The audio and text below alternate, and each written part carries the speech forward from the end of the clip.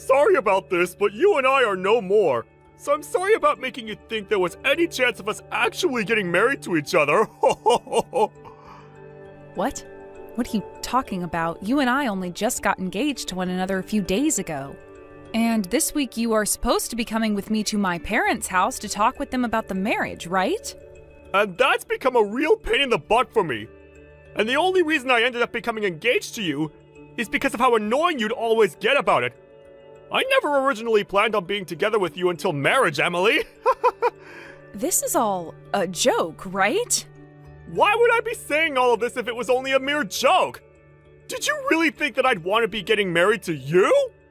Then why were you saying to me that you wanted to get married? When you were the one proposing to me at the time as well when saying all of that. I know I said things like that, but I was never being serious about all of that. What? You weren't being serious about your feelings for me when you said you wanted to get married? How were you able to do something so manipulative to me? I was just saying things like that to you because of the vibe. You know, I just wanted to make you happy at the time, because it seemed you really wanted to think we were both in this relationship for the same thing. I think you should be thanking me for being so thoughtful and speaking like that. I have no reason to be thanking you for a single thing now, Nolan. You cut all this crap right now. I was thinking that you really were in love with me, and that the two of us were really going to get married. I even went to my parents telling them all about us. If you were never feeling serious about any of this, then I really wish you would have just told me the truth then. So this is you saying you're leaving me right now? I'm sure it makes sense to you that me not wanting to marry you equals the two of us breaking up! I think the clock is ticking with us. So it's better to finish things off now, while we're both still sane. You've been a real pain in my back for a while now, and it's made me feel sluggish always having to think about you and your feelings. The fact that you're telling me that you felt that way the whole time, only now? You are awful, Nolan. Tell me, what's your number one reason for wanting this breakup? Just because you feel sluggish having to think about me? There has to be a better reason for you saying all of this to me. Huh? What are you trying to say to me? I've known about how you've been cheating on me, Nolan. What? But then you started talking about marriage with me and even proposed to me last week.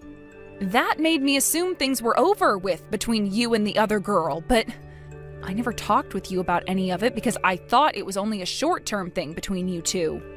But I'm sure things are still holding strong between you guys and that she's the reason you want to break up with me, right? Are we done here yet? I want you to listen to me very carefully now, Emily. I've already told you that things between us are done with, so I'll let you in on a little secret. I happen to be going out with 6 other women besides you right now. What? 6 other women? I'm sure you never noticed anything like that, right? I made sure to do a very good job hiding all of them from one another, including you.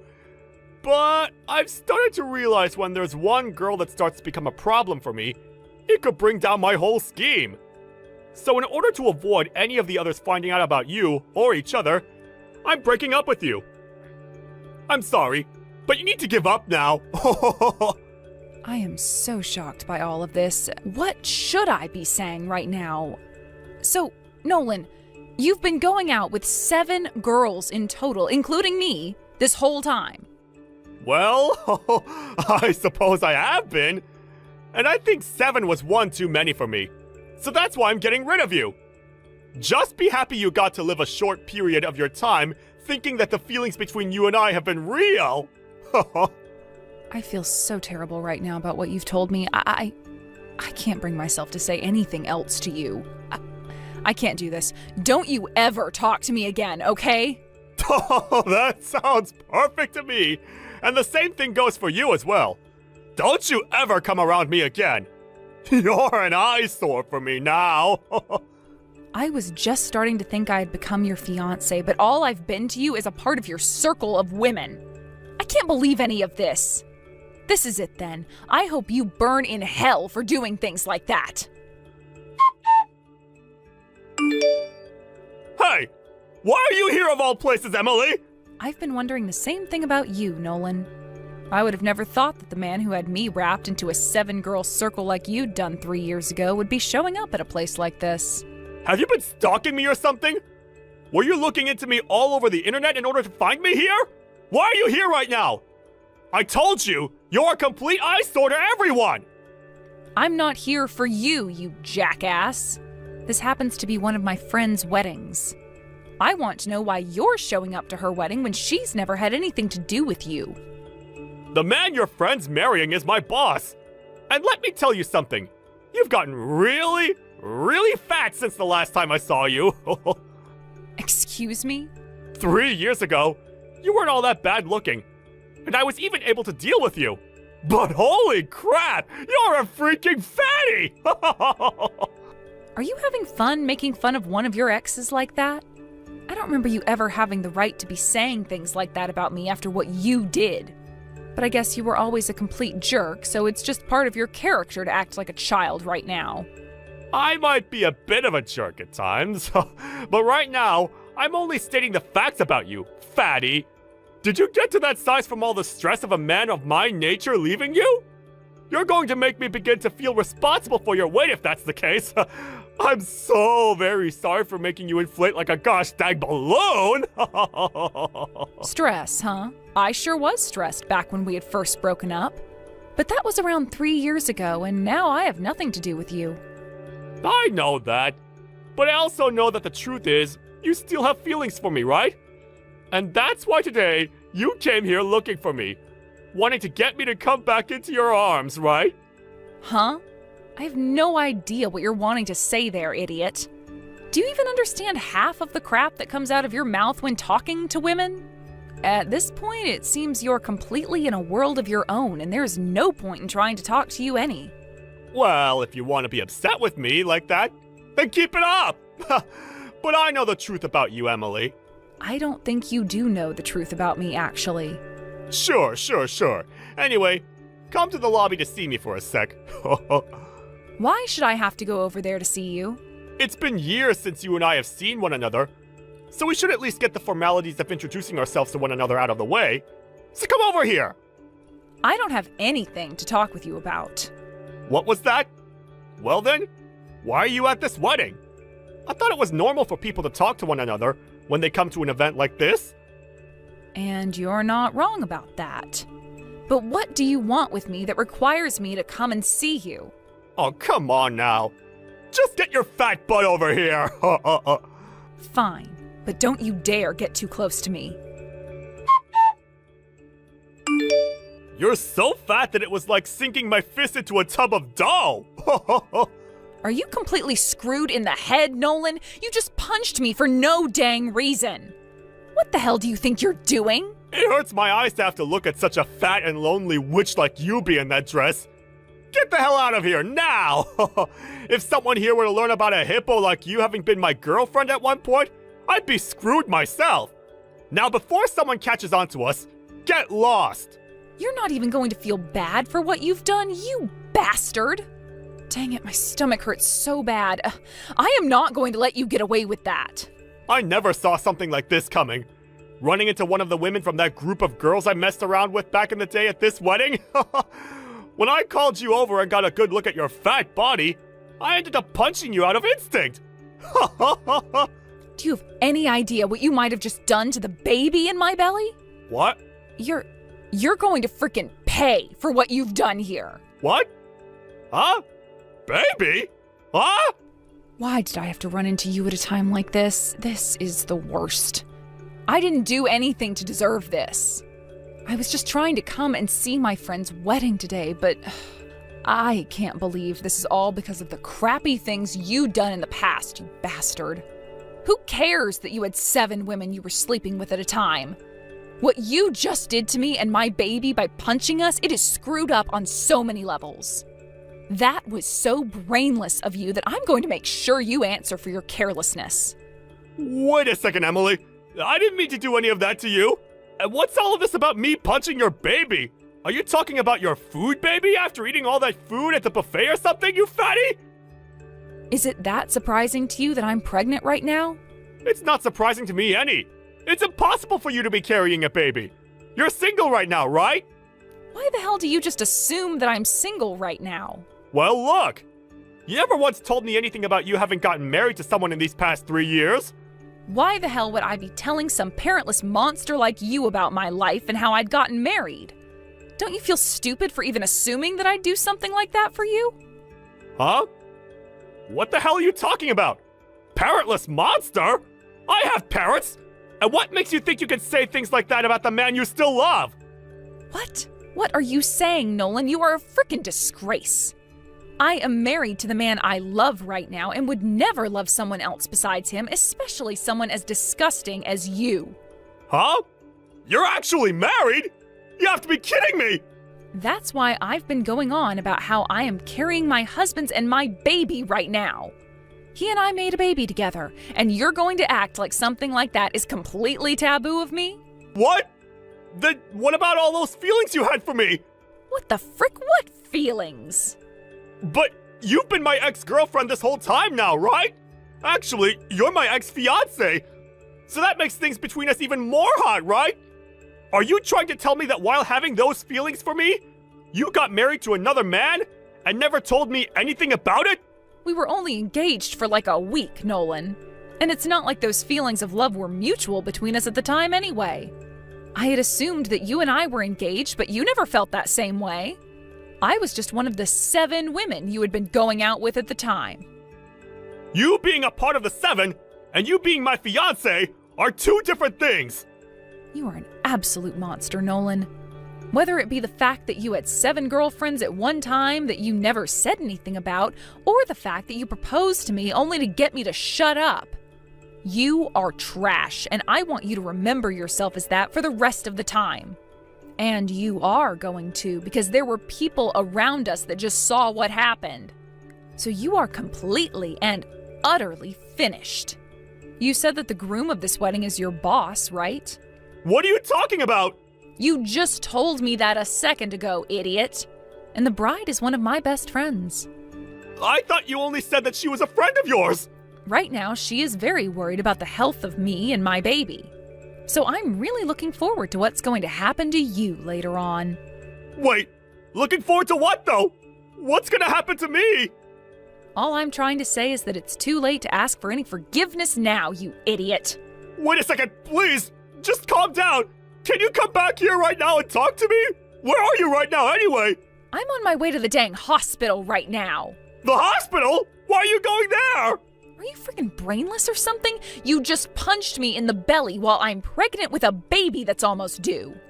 Jesus Christ, do you need to have me send someone to you to help you spell it out for yourself or something? I don't remember hitting you in the gut that hard though. You're just overreacting right now. I sure as hell am not overreacting when this involves the health of my child. We have been hurt by what you've done to us, so that punch was a punch for sure. Wait, Emily, calm the hell down! I am going to make sure that you never get to act like a freak ever again.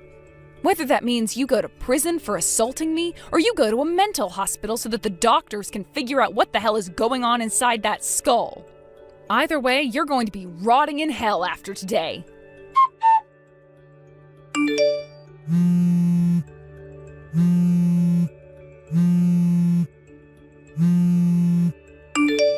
Hey! Where the hell are you right now? It's all because of you things are going down the drain for me! I was not wanting to see a frickin' call coming from you right now. What do you want from me, you bastard? Don't talk to me like that! I'm in a pinch right now! Your friend ended up seeing what went down between you and I, and started telling everyone about it! And she did so while the spotlight was on her in the middle of the wedding! I'm pretty sure that the bride would speak up about something like that when it's her own wedding and she never expected there to be violence. And not just violence, but violence against a woman and her baby that she's been carrying. Do you have any idea where I'm at right now? I don't give a crap about that. I'm with the police! I was taken into custody by them and had to go through an hour's worth of questioning. They said they're going to let me go for now, but because of that, you've gone and wasted a few hours of my life for nothing! Huh? So after having the police literally take you to their police station and question you on what you did, you're not going to feel an ounce of regret for me or anything? Instead, you're going to now resort to blaming me for your own inconvenience. Are you actually 3 years old, Nolan? It's because of you that the bride saw what happened today, and she's gone and told everyone at her wedding, turning them all against me. Now that I'm going back to the wedding, I can already tell that the air is going to be harsh for me to breathe, because everyone is going to think that there's some kind of a problem with me. My coworkers at the wedding had to watch as I was taken away by the police, so I'm sure that's not going to end up well for me. I feel totally embarrassed by what happened, and now I'll never be able to live this story down.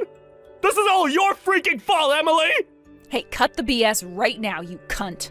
What was that? Because of you assaulting me today, my frickin' water broke. What? What the hell does that mean? You don't have a clue what my water breaking means for me and my baby? Look it up on Google, you idiot. Thank God my baby came out okay from all of this, but was still born prematurely. I'm going to make sure your life is over for this. For assaulting both myself and the baby I was carrying.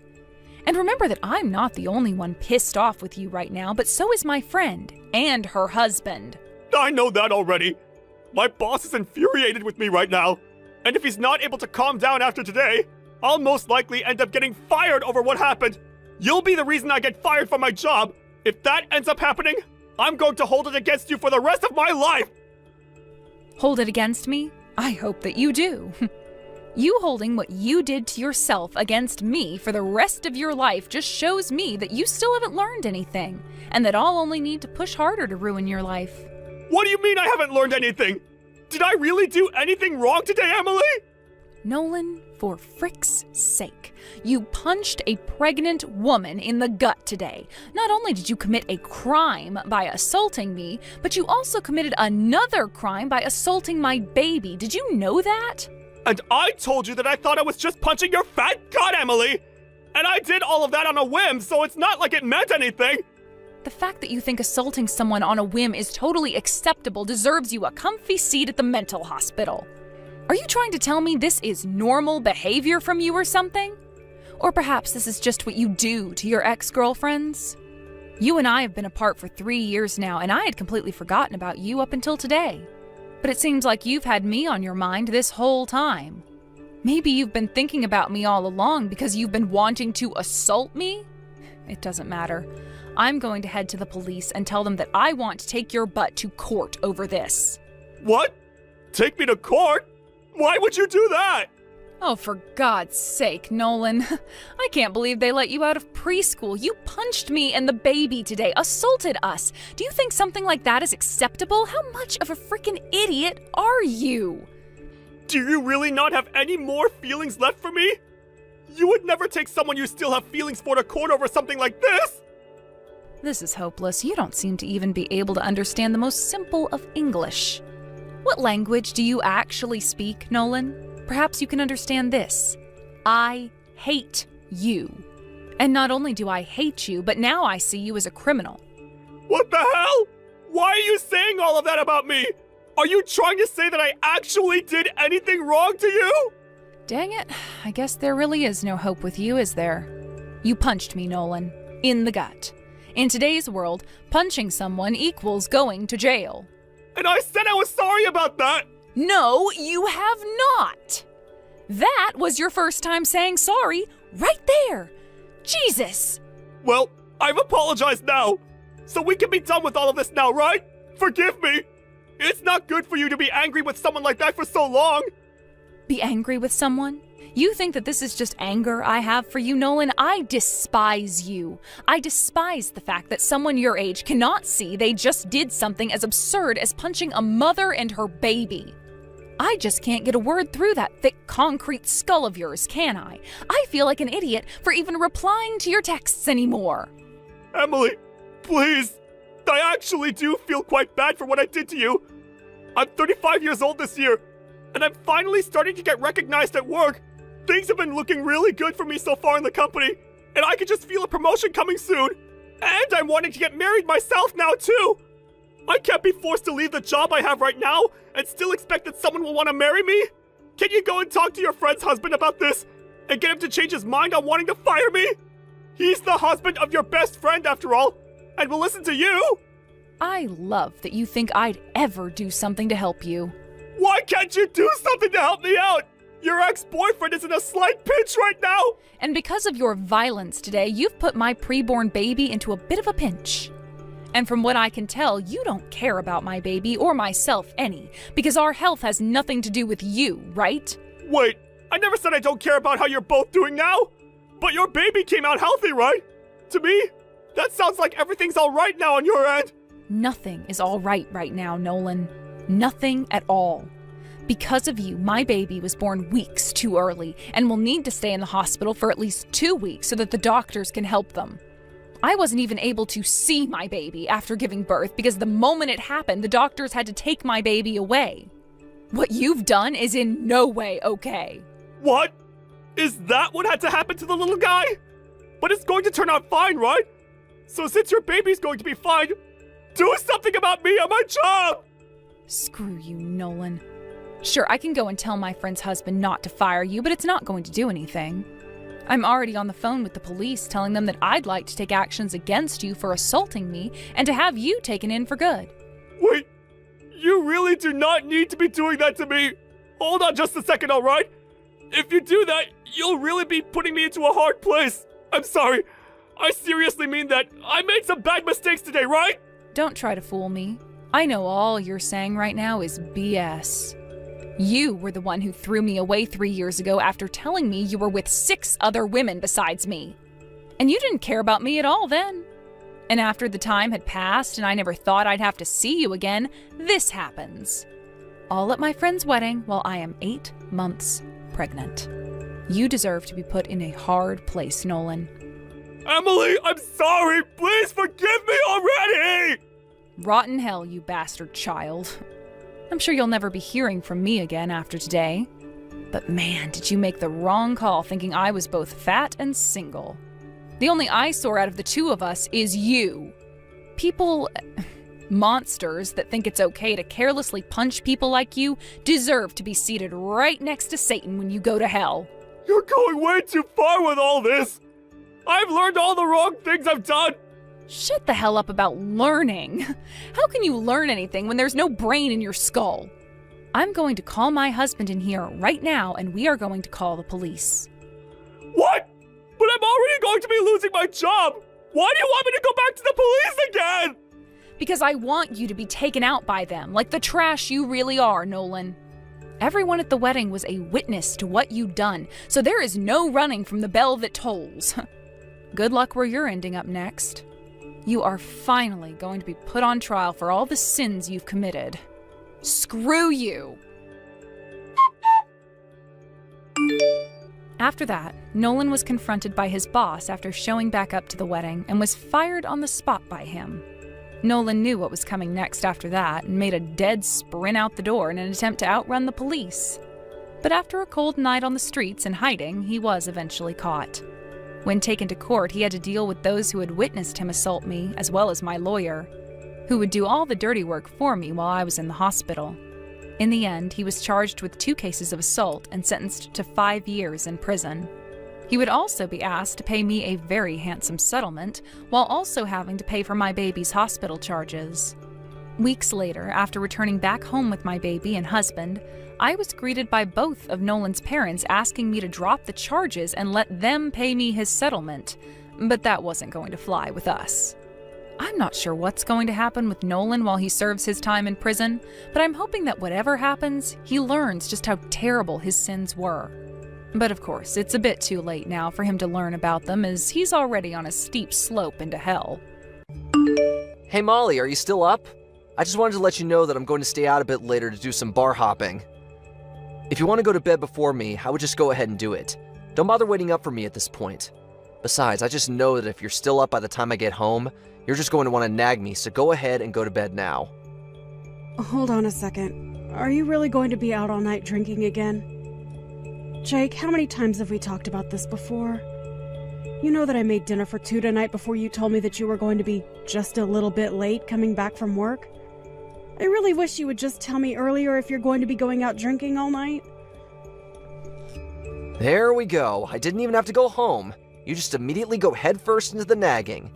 I work a hard day job all day, and all I want is a little chance to kick back and relax a little. And instead of words of gratitude for all I do for this family, I just get an old shrew telling me that I drink too much.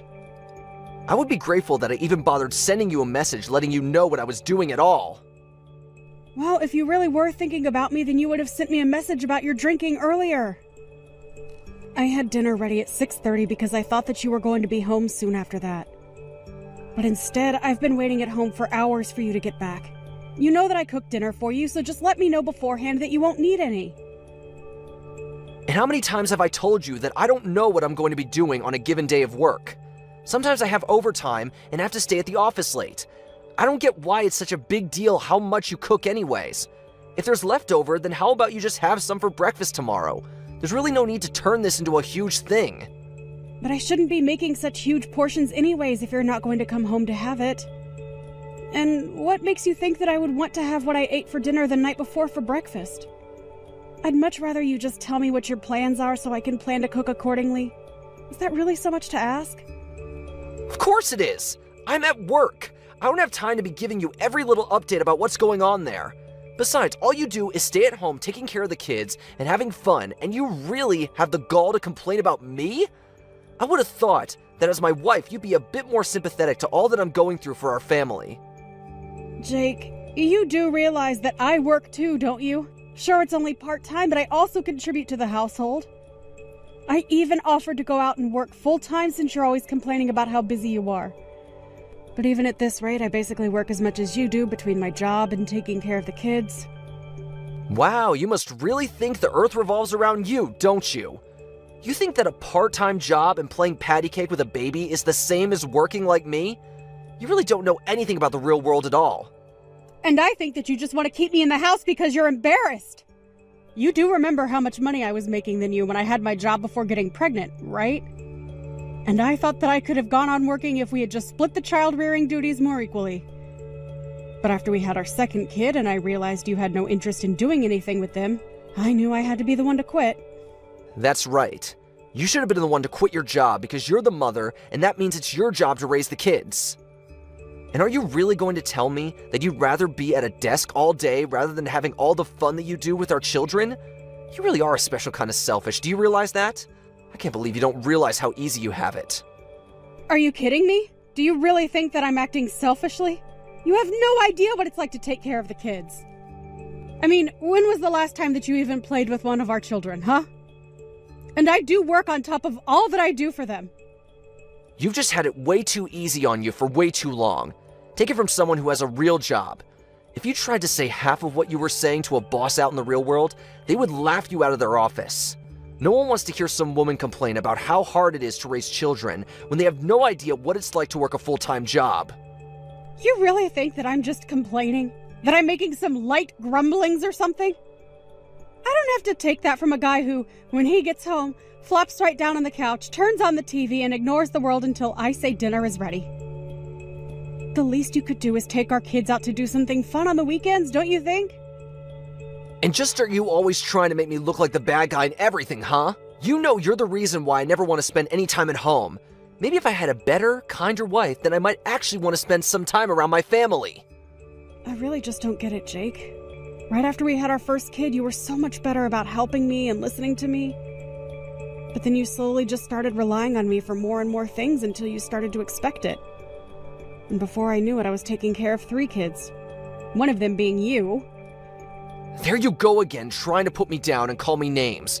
But I'm still the one going out and earning all the money for us. You and our little brats need to start learning who is really in charge around here. They need to learn who it is that is really providing for them every single day. I would still think that I'm the one doing all the providing. If I didn't cook for these children, you would probably just serve them instant noodles. If I didn't clean up around the house, then I already know that there would be piles of garbage up to the ceiling around here.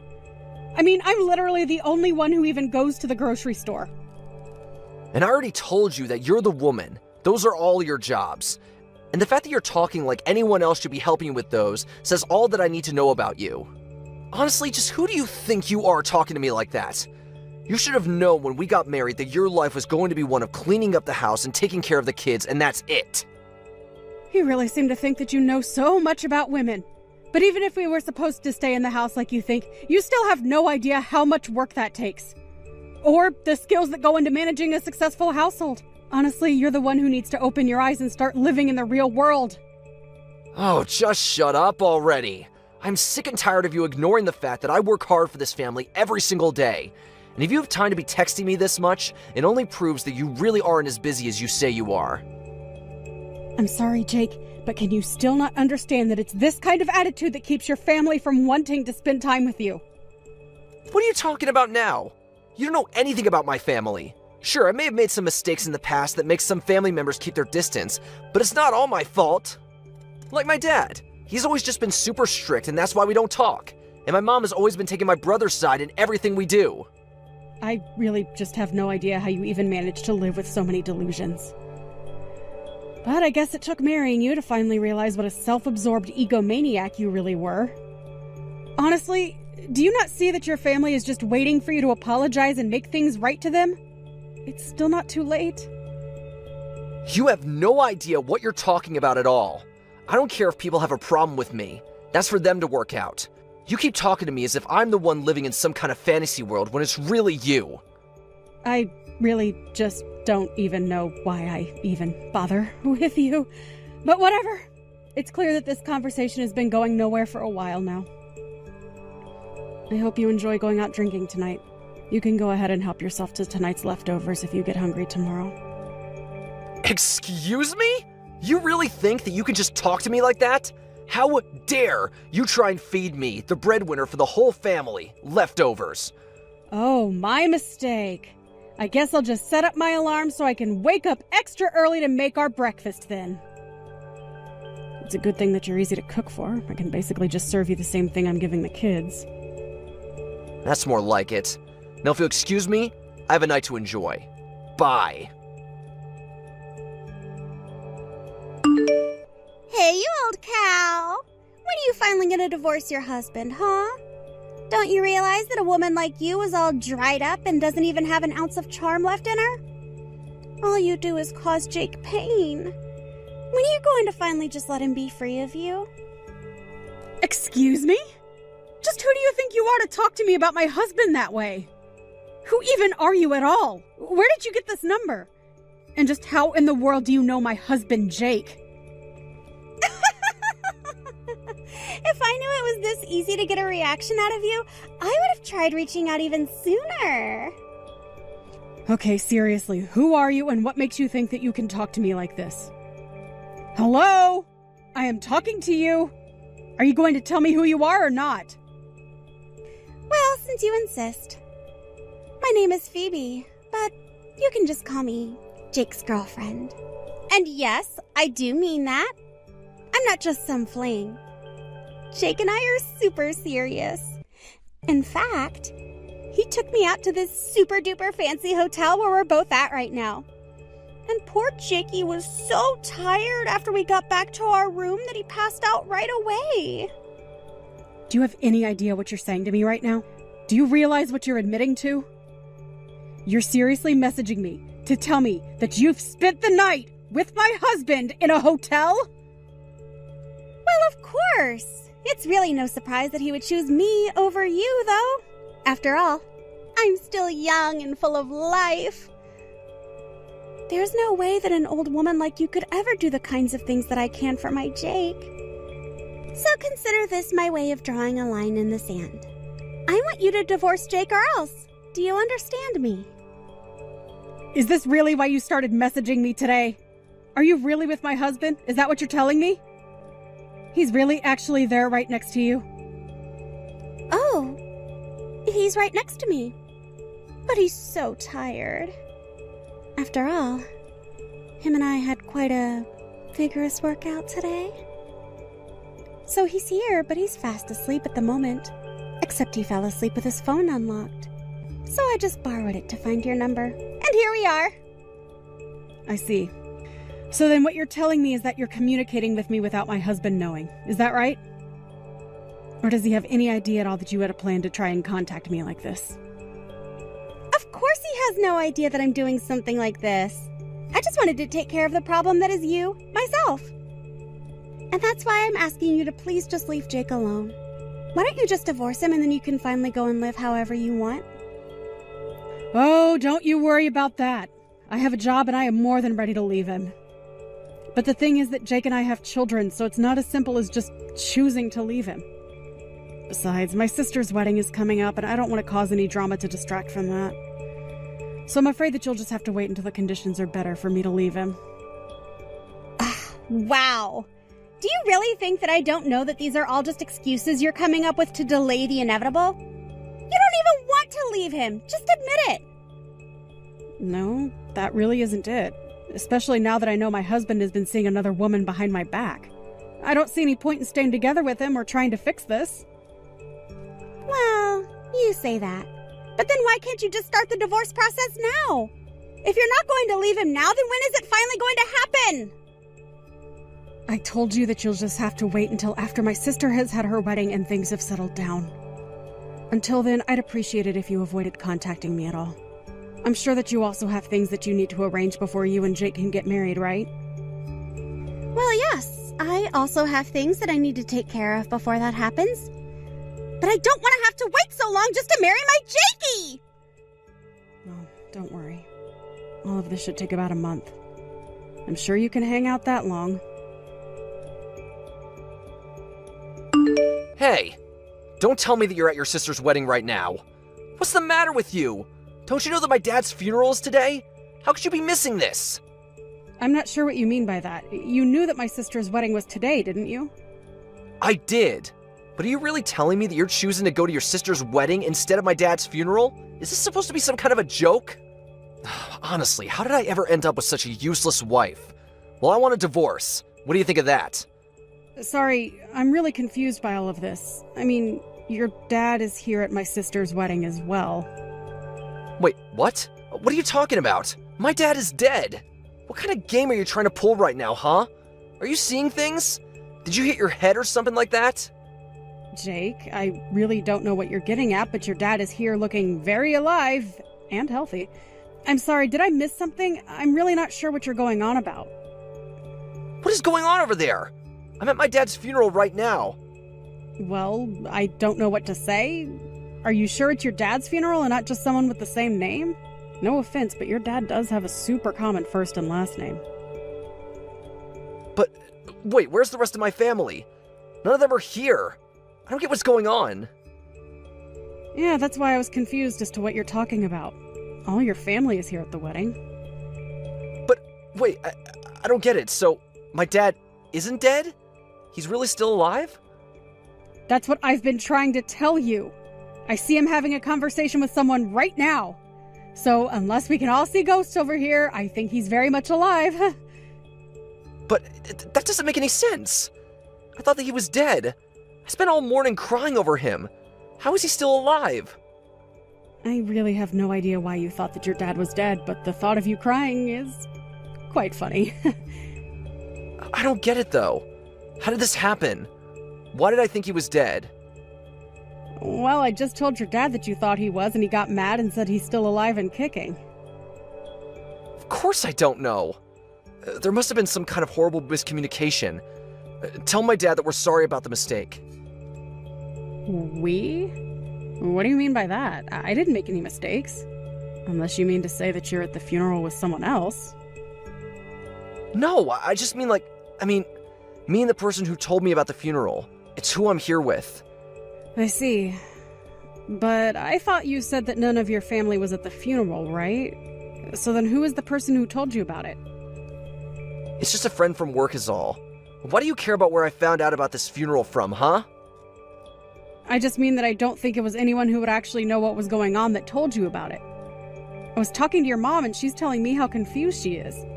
Apparently you called her earlier today talking about your dad being dead. She thought you were just pulling a prank.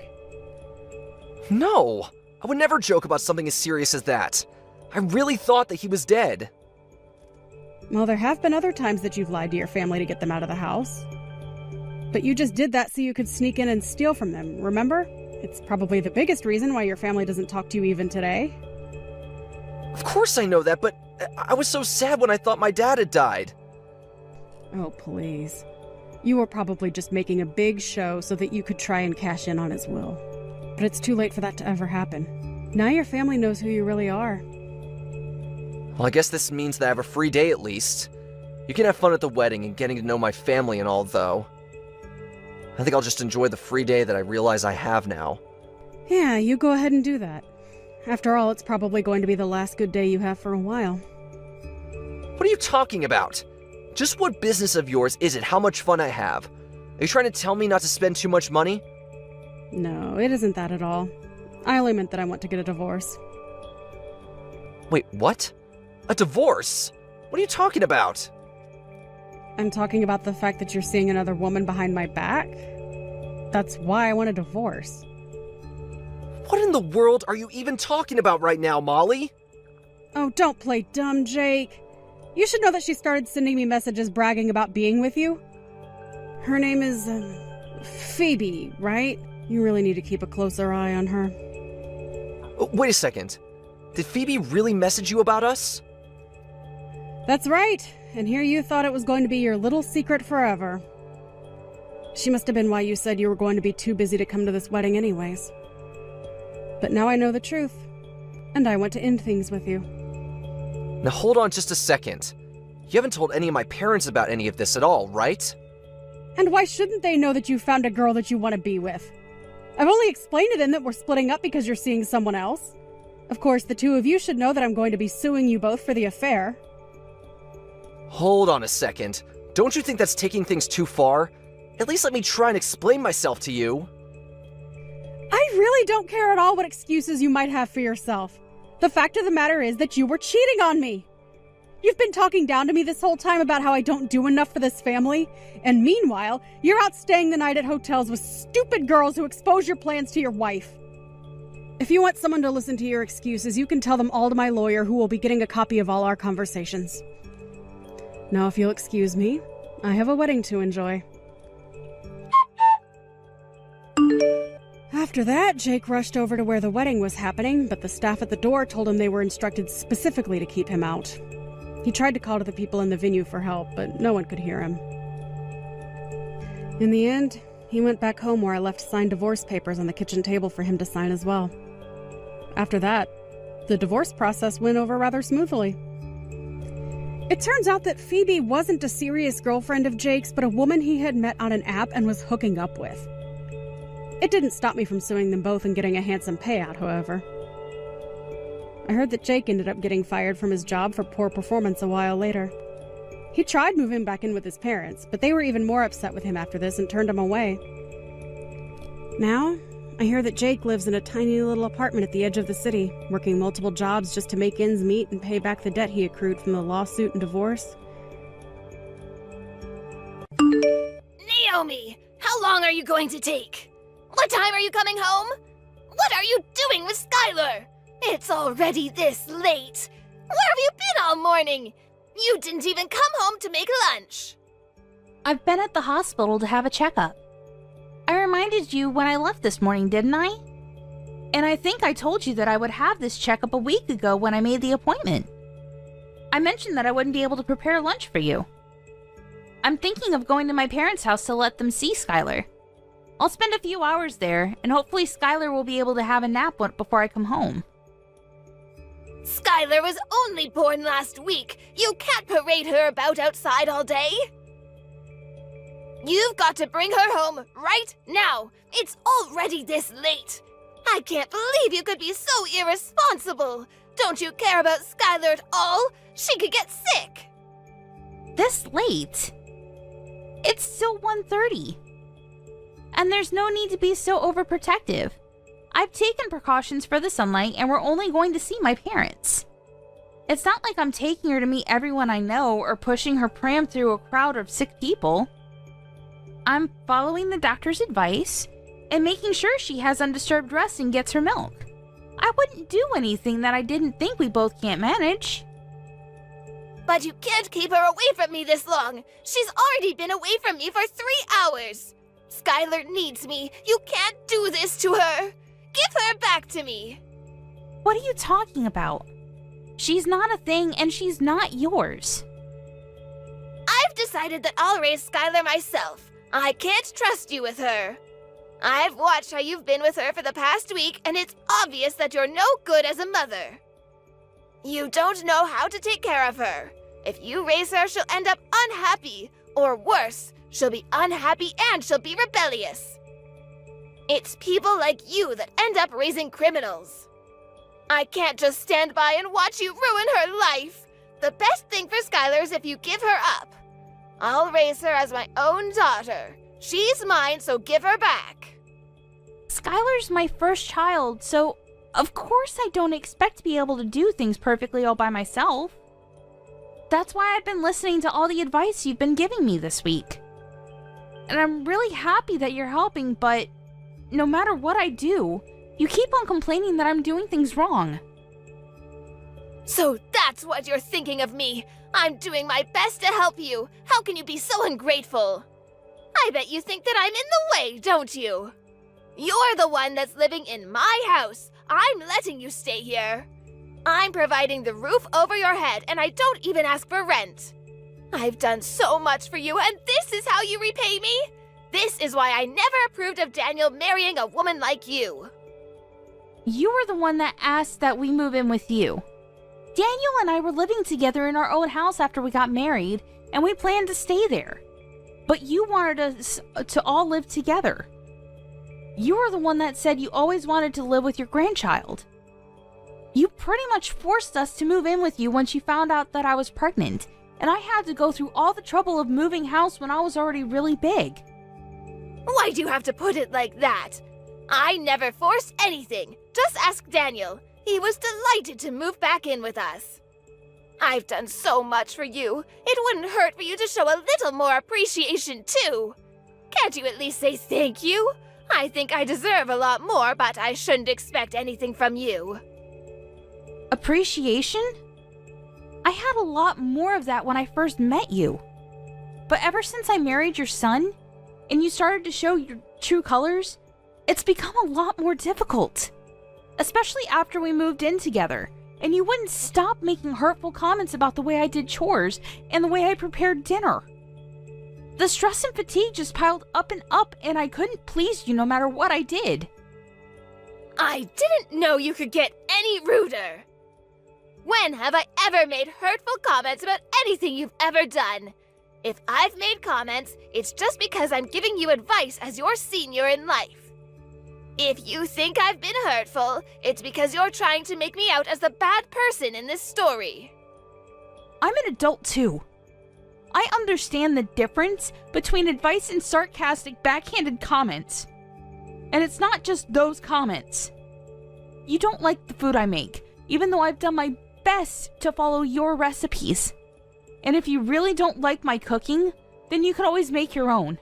But you insist on having me prepare your serving too. And sometimes, you throw it all away, right in front of me. It's not just insulting, it's wasteful. Did you really think that I could just brush that off as advice? I don't understand how you could do something so mean, just for the sake of showing me you don't like my cooking. I threw it away because it didn't taste good. What's the problem? Did you really think that it was good enough to serve to Daniel and my husband? Nobody would want to eat something disgusting like that, so I saved them the trouble. I just did what they would have wanted to do anyway. If anything, you should be thanking me for not letting them eat something as horrible as that slop you call food. That's what I'm talking about. In the past few months we've spent living together, you've never eaten my food without making a face, a comment, or throwing it away. On top of that, you were making me do all of the housework right up until the birth. I couldn't have a moment's rest while you were around, even though my back hurt and my feet hurt and I was so tired. Even when my contractions started and I was begging you to call for an ambulance because Daniel was out, you wouldn't call and told me that I was overreacting.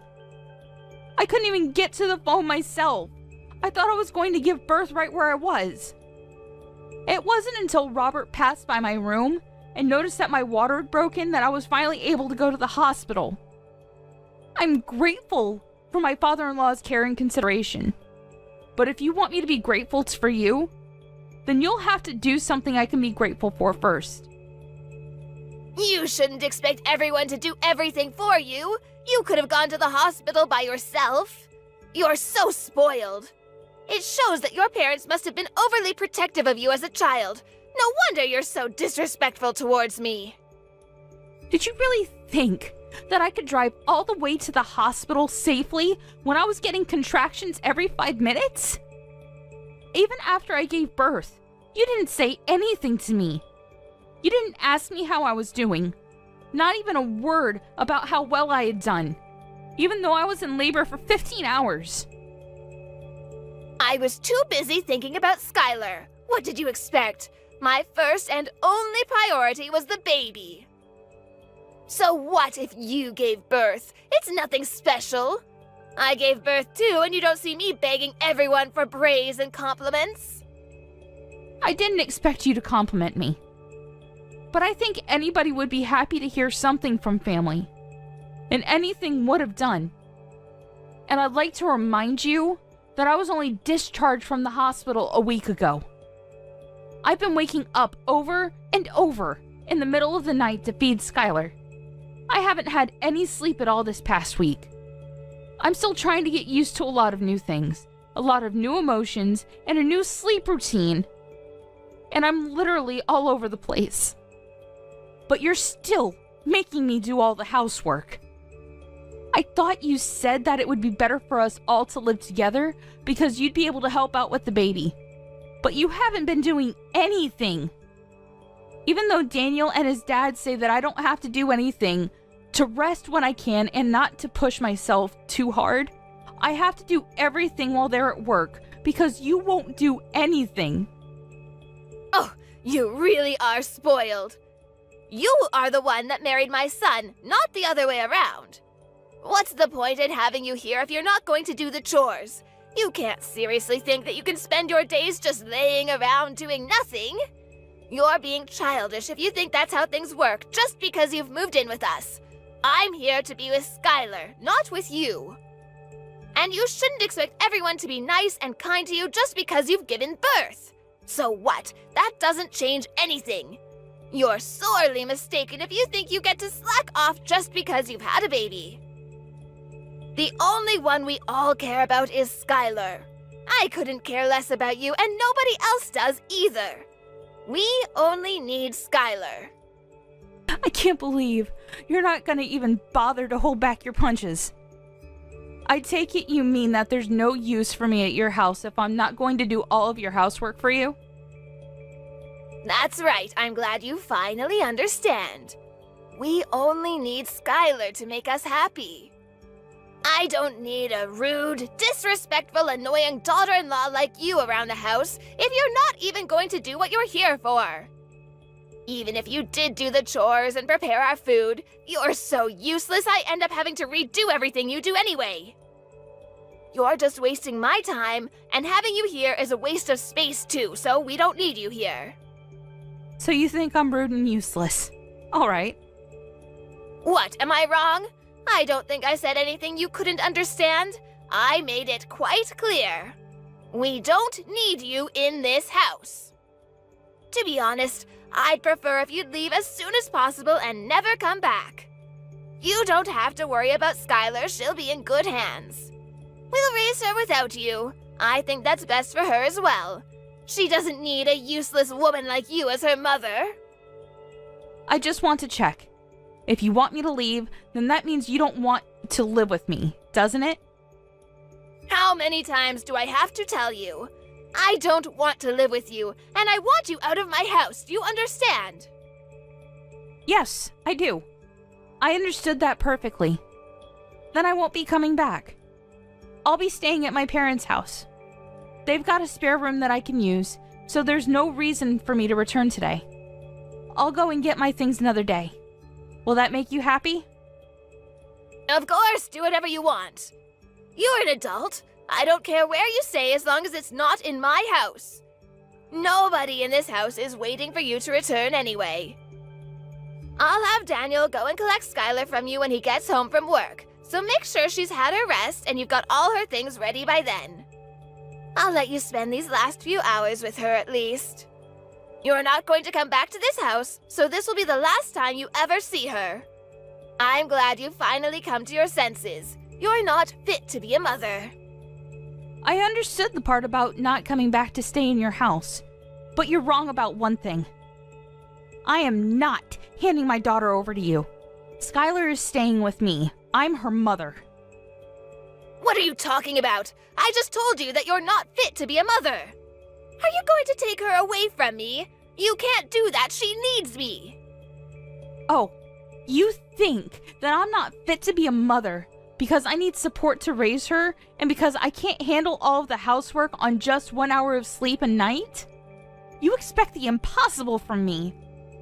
You're saying that I'm taking her away from you, but you're not her mother. She was never yours to begin with. She's my granddaughter. That makes her mine. I don't think that your way of thinking that she belongs to you is very healthy for Skylar. I don't think that raising her in an environment where you think that you can treat me however you like is good for her either. Daniel and Robert have both lost their patience with the way you've been treating me. I know that the both of them have done their best to talk with you privately and get you to change your attitude. But it still hasn't changed after months. And if it's only going to get worse now that Skylar's born, I'd rather not live with you either. Your own son and husband have given up on getting you to change your ways, so there's no way I can keep hoping. Robert as well? You're lying. I remember him mentioning something about you, but I've forgotten what he said. It didn't seem very important. But I know that they all hate you. Nobody wants you to stay in our house, and we're all happy that you've finally given birth so we can get rid of you and keep Skylar. Who's they? Do you mean Daniel and Robert? Because I know Daniel loves me, and Robert is a wonderful father-in-law. And even if they did actually hate me, I think they'd be more mature about it. You've been far from mature these past few months. You've been passive-aggressive and childish at best. All you've done is bully me and make me feel bad about myself. I've had enough. We've all had enough of your behavior. If you're not going to fix it, then there's no point sticking around and waiting for you to change. I'm not returning to your house. And if you won't reflect on your actions, I won't let you meet Skylar. You won't let me see Skylar? That's ridiculous! You can't do that! You can't keep her away from me! You have no right to do that! I'm not going to listen to a woman that can't even raise a child properly! You don't have to come back, but I'm not letting you keep Skylar. Give her back right now! Skylar will be happier that way, and you'll thank me one day when you realize that. She belongs with us, not you. We'll raise her, so don't be so selfish and give her up. I'm sorry, but who's we? Daniel, Robert, and I. The three of us will raise her without you. I know that we can make Skylar 1,000,000 times happier if you're not around to ruin her life. She doesn't need a failure of a mother like you. You should give her back to me for her sake. Robert's actually with me right now. Daniel will be here soon too. He's already asked his manager for the rest of the day off after he's finished in his meeting. The truth is, it wasn't a hospital appointment I had this morning. I'm sorry I had to lie, but you wouldn't let me leave the house until I said that I would be going to the hospital. What? Then where were you? What were you doing? I was being honest when I told you that I would be going to my parents' house, but I was somewhere else this morning. I went to have a viewing of a house with Robert to get his opinion. You went to see a house? But why would you do that? I didn't tell you to leave my house until an hour ago. And why would you need my husband's opinion? Daniel and I have decided that we're going to move out. And when we told him, Robert was very interested in the idea too.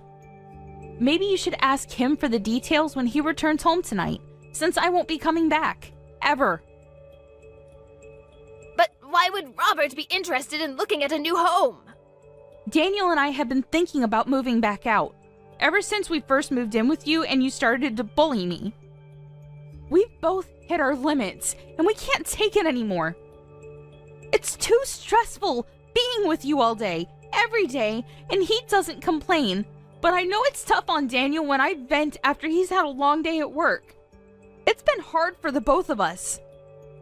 The only reason why we didn't move out earlier is because it was a strain on my body to move our stuff to your house in the first place, and we didn't want to go through that again. Hit your limits? Stressful?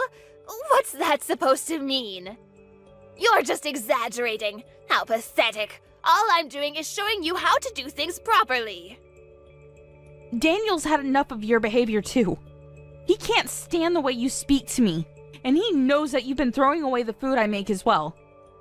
He knows about how you follow me around when I do the laundry and the washing up, nitpicking at every single thing. He promised me that we would make preparations so that we can move out as soon as the baby is born. And he kept that promise.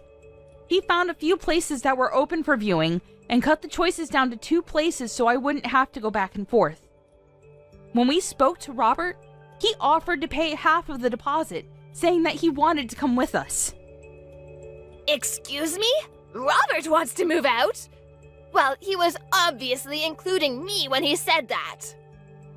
He meant that he wanted to move in with us and move away from you. Apparently, he's had enough of your attitude as well. And since you won't change, no matter how many times he's spoken to you, he's decided to leave you. He's telling me that he left the divorce papers on the table in the living room. Have you seen them? He says that he's already signed them, so you just have to sign your side and leave them there. He'll have them filed tomorrow. I found them, but I don't understand. Why would he want to divorce me? I haven't done anything to deserve this.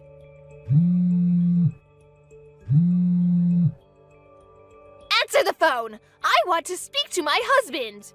He's with you, isn't he? Let me talk to him. I can't trust a word you say. Why would I lie? Those papers have already been signed, haven't they? I wouldn't fake his signature just to trick you. Robert says that he'll talk to you when he gets home, but that he's already made his feelings clear in past conversations. You just haven't been listening to him properly. Anyway, we're busy getting our new home ready. Could you wait until later? I don't understand why Robert and Daniel have to move away too. I only said that you don't need to come home. What about me? What am I supposed to do? They can't leave me here by myself? Robert says that he'll give you that house in the divorce. He has no need for it if he's moving in with us, and he doesn't want you causing us trouble just because you can't find a new home for yourself. You're lucky he's being so generous. Daniel and I have no intention of living with you ever again. And of course, we're not going to give you our daughter. Robert's decided that he wants a divorce and that he doesn't want to live with you anymore. I think that explains everything you want to know. What about me? I'm going to live here all by myself? You're not making any sense. Why can't I come with you? Weren't you listening to what I said? We've told you over and over that the way you've been treating me is unacceptable.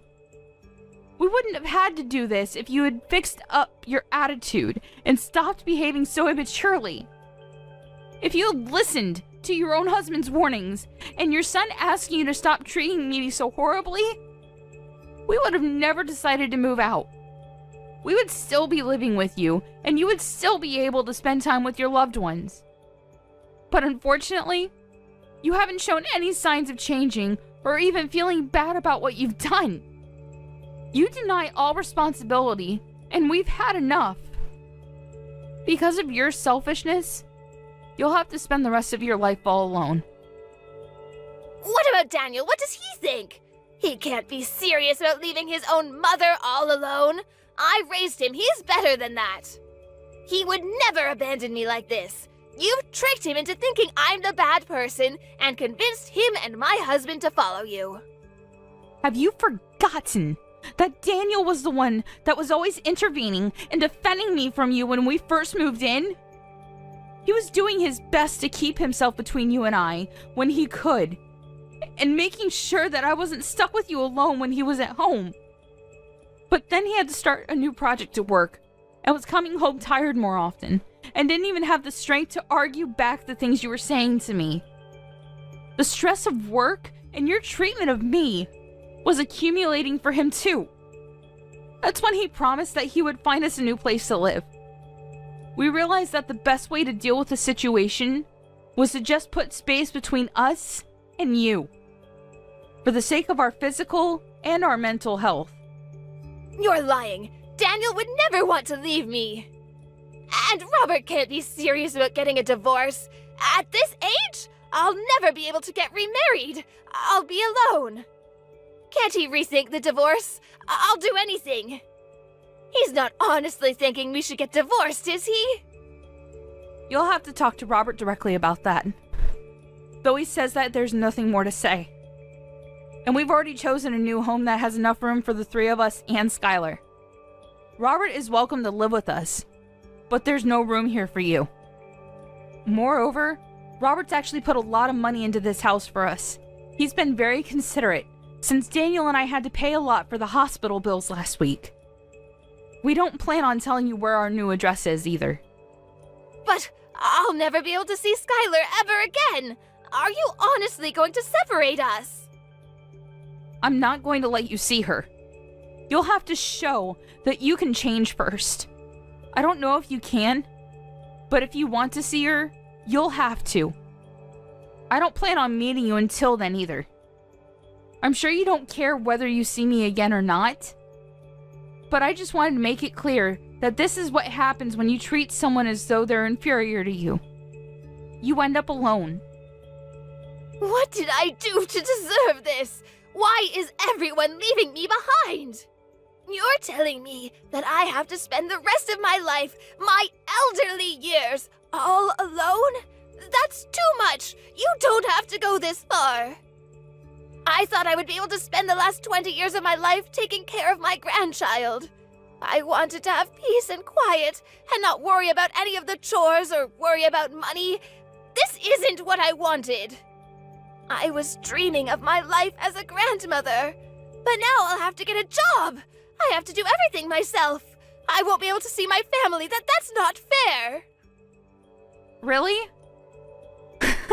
I guess you hoped that I would be the one to take care of all the chores and plan to live off your husband's savings and pension, all without lifting a finger yourself. But you ended up breaking that dream with your own hands. You should have been more respectful towards the people around you if you wanted them to love and take care of you. I am tired of you complaining about every little thing I do. But now, you'll have to do everything yourself, and you won't be able to see your family ever again. That's the price you've paid. You'll have to accept it. Fine, I understand I made a mistake. I shouldn't have been so nagging. I'll do my best to get on with you from now on. I'll change the way I've been acting towards you, so please don't move out. It's too late for that. We've already paid the deposit and signed the documents for the house. We won't change our minds about living away from you. And we'll be moving all of our things into the new place over the next few days. We're all going to live here in peace without you. Robert will be returning to your house this evening to pack up our essentials, so you should have a good long talk with him then. He'll be staying there until all of our things have been moved. But he's quite adamant about having the divorce, so I suggest you forget about talking him out of it, and talk about how you can make an effort to change your behavior. That way, you might have a chance to meet Skylar in the future. Naomi, I'm sorry. Let's all live together. I don't want to be alone. I think we might have gotten off to a bad start, but I'll change. I'll do whatever it takes. I'm sure you'll come to understand why I was so harsh towards you. It was for your sake, but I won't do that anymore. Just let me see Skylar. I find it hard to believe that you'll change when you're still making excuses. You can't even apologize properly. It's too late after all. You can't change. Besides, you were saying yourself that you don't want to live with me, remember? I confirmed over and over, and you said that you wanted me to leave. Well, I don't want to live with you either. I hope you'll enjoy your final years without a rude, useless woman like me in the way. After her conversation with Naomi ended, Kim had no choice but to wait for her husband to come home. The first thing Robert did when he returned to the house was to tell Kim that he wanted a divorce, and that he wasn't going to change his mind. He checked that she had signed the papers and took them to his lawyer to have them filed. He didn't speak a word to Kim after that, and spent his time packing away all of his things. Anything that had to be dealt with regarding the divorce was done through his lawyer, and he was able to move houses without much fuss. Kim got the house in the divorce, but it was brought to her lawyer's attention that she had spent Robert's savings on several occasions without his permission, and as a result, the amount she received in alimony payments decreased significantly. It wasn't enough for her to keep up the payments for the household bills, so she had to find a job in order to earn some money to pay for other essentials. She was so desperate to meet Skylar that she went to Naomi's parents' house and demanded that they tell her Naomi's new address. It didn't occur to her that she should have just shown Naomi that she was making an effort to change. In the end, Naomi's parents called the police because of how aggressive Kim was being, and Kim was taken away in a police car to be questioned. Kim was not only divorced and looking for a job, but had also been slapped with a restraining order from Naomi's parents. On the other hand, Naomi and Daniel were living happily ever after with their small family and were looking forward to having their next child. Robert was delighted he was freed of his selfish wife and was taking great pleasure in taking care of his granddaughter.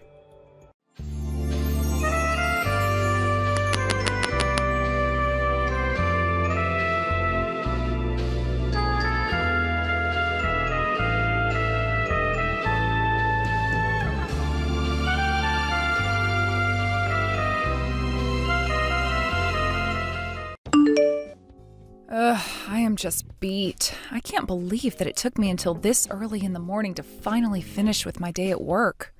Anyways, once I wrap up with everything here, I am finally going to be going home to you. Oh, hey, Julia. I think this is probably the latest I've ever seen you get off work. In fact, I feel like lately, all you've been working is the graveyard shift these days, right? Or rather, maybe I should just come out and say what I really mean. I know that you're having an affair with me. You're cheating on me, Julia. Ryan, I couldn't even cheat on you if I wanted to. I just don't have the time with how busy work is always keeping me. But, you know, I do really wish that I could count on you for just a little bit of help now and then, to be honest. What are you talking about? You really think that I would ever want to give help to the person I know is cheating on me? Why would you even bother asking that? For the last time, I am not cheating on you, Ryan. Honestly, you're being ridiculous. Do you know that?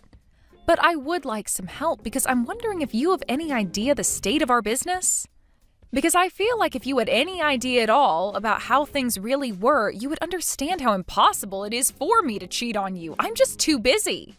I literally only go to and from the house and office. That's why I would like just a little more help from you, Ryan.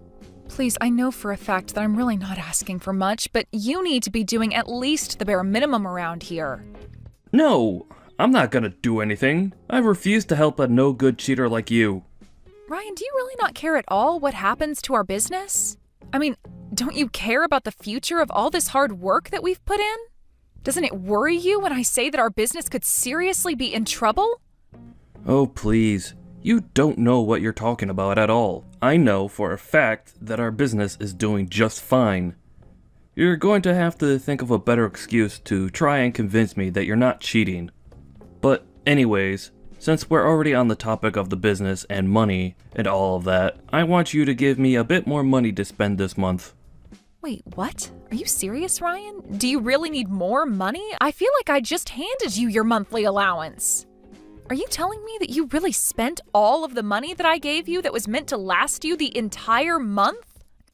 I didn't ask for your input on how I get to spend my money. Thank you very much. So why don't you just shut up and give me more when I say I need it? Honestly, just who do you think you even are talking to your husband this way? Don't you know a woman's place in the house is just to do whatever her husband says to her? If you dare try and backtalk me like that ever again, I could tell you that there will be consequences. I already know that you're cheating on me, so don't think that I'm afraid to divorce you. Are you kidding me? Did you seriously just threaten to divorce me if I don't pay you more money every month? Just who do you think you are? You can complain about it all you want, but nothing is going to make me budge on this. You should know that I've been waiting for this for a long time. I've kept signed divorce papers in my desk for the day that I finally caught you cheating on me. And now, I finally get to hold them over you. Ryan, have you ever been reading a single word that I've been sending you? I am telling you that I am not cheating on you, okay? Now can you please stop all of this nonsense? Oh, please. You really think that I'm going to believe that when you've been working through the night for weeks now? You can't really think that I'd ever believe a single word that you have to tell me, right?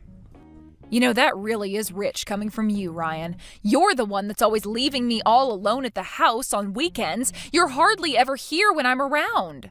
Well, it's not my fault that you're bad at matching up your life rhythm with mine, but I'm not going to adjust my schedule to match some cheating hussies.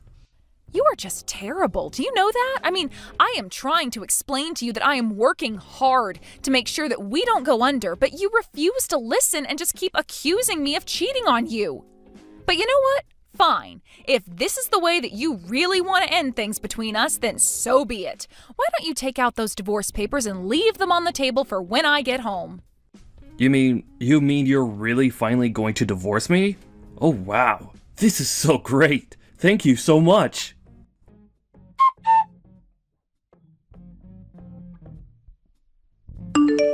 Hey there, Julia. It's been a while since we last spoke, hasn't it? How have you been? How are things with you? Wait a second. Is this Ryan? Are you seriously texting me out of the blue like this? Oh, come on. I know that I left you 3 years ago, but I really hope that you're not still all pissy about it. I would have thought that you'd have done a little bit more thinking about what you did wrong. But I want you to know that I'm finally ready to forgive you for all that you've done, and I'm ready to get back together with you. So why don't you bring me those divorce papers of yours? I seriously have no idea what you're talking about at all. How can you take me back when we're already divorced? What are you even saying? I'm telling you that I'm going to kick you to the curb and leave you all over again. So how about you just be a good woman and say the only thing you should be saying to men? Yes. Right. Well, I'm not really sure what this is all about, but if you want to get back together with me, I guess I'll have to check and see if it's okay with my husband. Wait, what? What are you talking about? What do you mean that you'll have to check if you can get back together with me with your husband? Well, after you and I got divorced 3 years ago, I met someone and married him, so I have a husband now. Yeah, right. You really think I'm going to fall for that one? There isn't a man alive who would want to ever marry someone like you. Unless, I think I see what's happened here. You were in so much shock that I left you, that you made up someone in your head that you now believe that you're married to. Wow. Well, that really is just sad. Did you know that? Ryan, you seriously don't even know what you're talking about. In fact, you never know what you're talking about at all. But if you really want to know, the man that I remarried was on our company's management team. Wait a second. Was he that guy that we went to go check out that hotel with that one time? I think I remember him. His name was Max, wasn't it? I even remember him giving me his business card when we first all met those years ago. Well, then I guess that means you know he's a real person and you can quit calling me a liar then. But I remember that after that, we put all our eggs into the hotel basket, right? So does that mean that you two are still running that place? Because I've driven by it a few times, and it seriously looks like a rundown piece of crap. I bet that your husband Max probably has to work as a bellboy, because your whole hotel is about to fall into bankruptcy any day now. I would appreciate it if you kept your opinions on my hotel business and my husband to yourself, Ryan. But I'm only telling the truth. I mean, nothing I'm saying about this is wrong at all, you know? So, how about you take my advice and ditch a loser like Max? Instead, you can get back together with me, and we can go back to being husband and wife. Think it over. I'm sure that you'll make the right decision in the end. And let me know once you're ready for a real man again.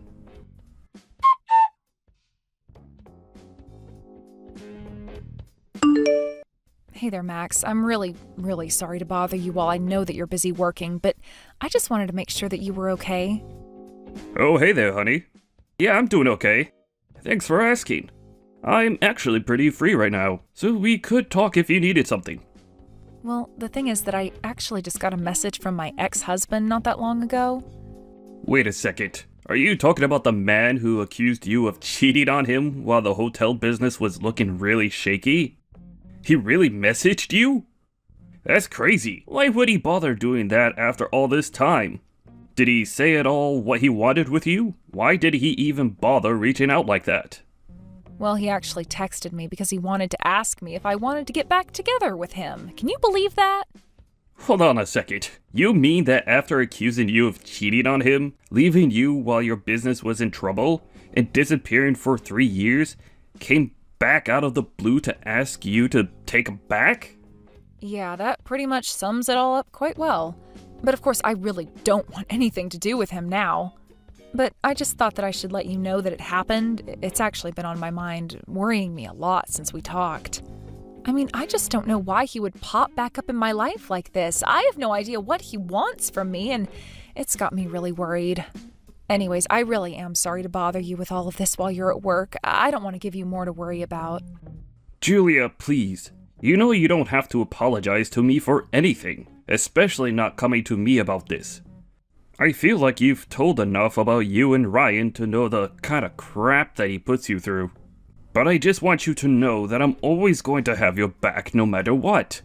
I mean, we're husband and wife. We'll get through anything together, as a couple. Not just this business with your ex, but in anything. If there's ever anything that I can do for you, you know that you can always come to me, right?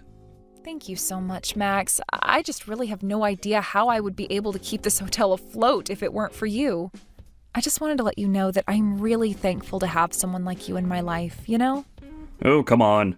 You don't need to say all that. You know that I would do anything for you because I want to. So please, don't ever worry about coming to me with this kind of stuff. I'm happy that you trust me enough to do so. Thank you so much for being so understanding. I should have known that there was nothing to worry about when it comes to you. But anyways, I just wanted to let you know that I've gotten everything ready for tomorrow, so I was going to go to bed pretty soon here. Yeah, no problem at all. I hope you sleep well, Julia. See you tomorrow.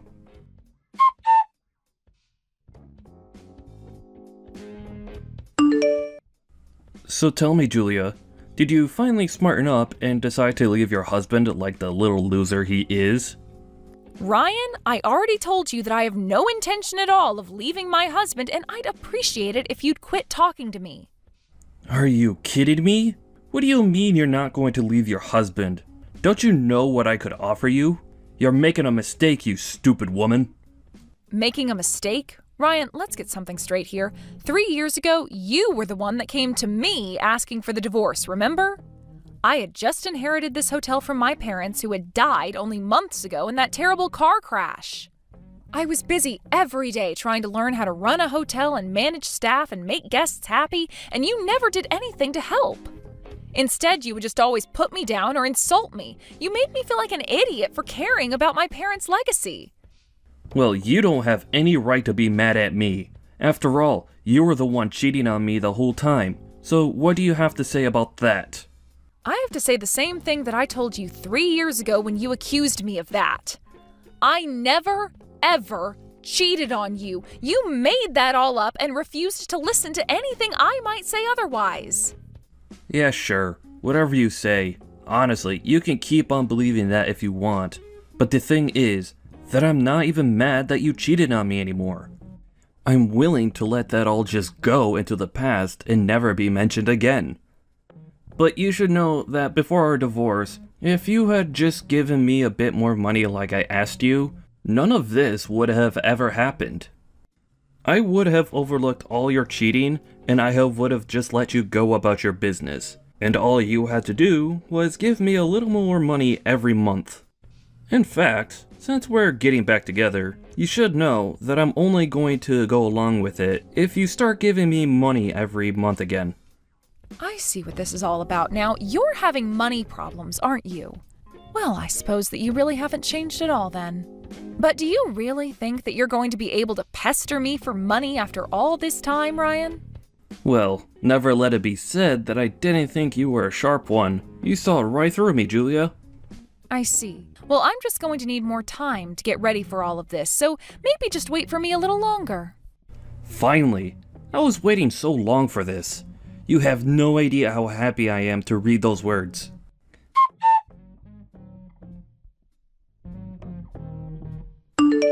Hey there, Julia. I was just wanting to check in and see if you had divorced your husband yet.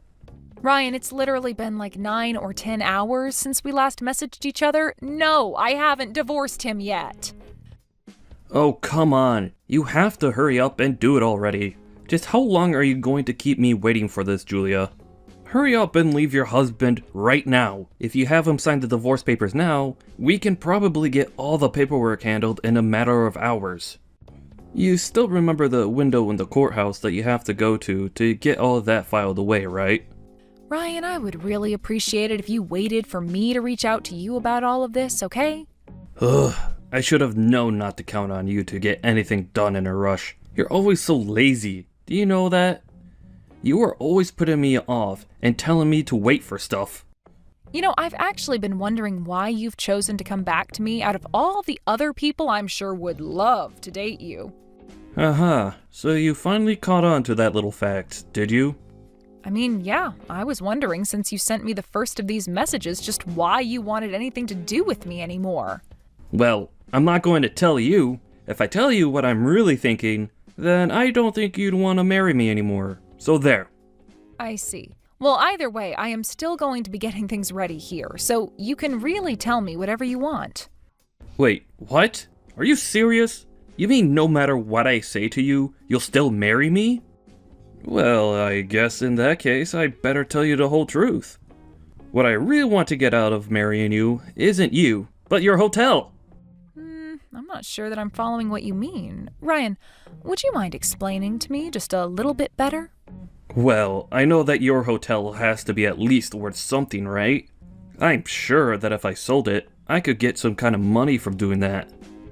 You can consider it your way of paying me back for all these years that I've been on my own. After all, you caused me a lot of trouble with that affair of yours.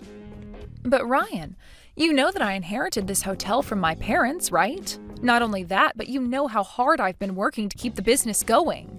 You can't really be thinking about selling my family's business just to make a quick buck, right? Oh, come on. I told you my plan already. Why can't you just leave that loser Max and just be with me already? You know that I'm the better match for you anyways. Just hurry up and get a divorce already. I'm sorry, Ryan, but I just have a lot of preparations that I need to put in place first. And just what's with the rush anyways? You don't need to know anything about why I'm in such a rush. You just need to do as I say. Now, just how much longer are you going to try and keep me waiting, huh? Don't tell me that this is how badly you need money right now. Is that what this is all about? You don't know anything at all. Just do as I say and quit asking questions already. You know what I think it is? I think that you're in a lot of debt, and I do mean a lot. And I think you're looking for anything that will help you dig your way out of that. Wait, what? How did you find out about my debt issue? Do you have someone following me or something like that? I can't believe that you do this to me. I didn't hire anyone to follow you or anything like that. I've just heard through old mutual friends of ours about the trouble you're in. But that's not all that I've heard about you. I've heard that you're in so much debt and were so bad about borrowing money that you borrowed money from several banks all at once. And now it's obvious that you're just looking for someone who can step in and help you take care of your problem, isn't that right? That's why you contacted me after all this time, isn't it? To try and get me to help you pay off all the debt that you owe? No, I'm telling you that me wanting to marry you and sell your hotel has nothing at all to do with all the debt that I'm in. I see. So then it's about trying to pass off your debt to me after we get married? Is that closer to the truth then? Would be wrong with that anyways, huh? I mean, a husband and wife out to help each other out, right? Of course I would ask for your help if we got married. I see. Well, you do know that a spouse isn't actually bound to help out with their spouse's debt just because the two of them are married, right? Ugh, I seriously hate having to deal with you. Do you know that? I never even wanted to marry you in the first place.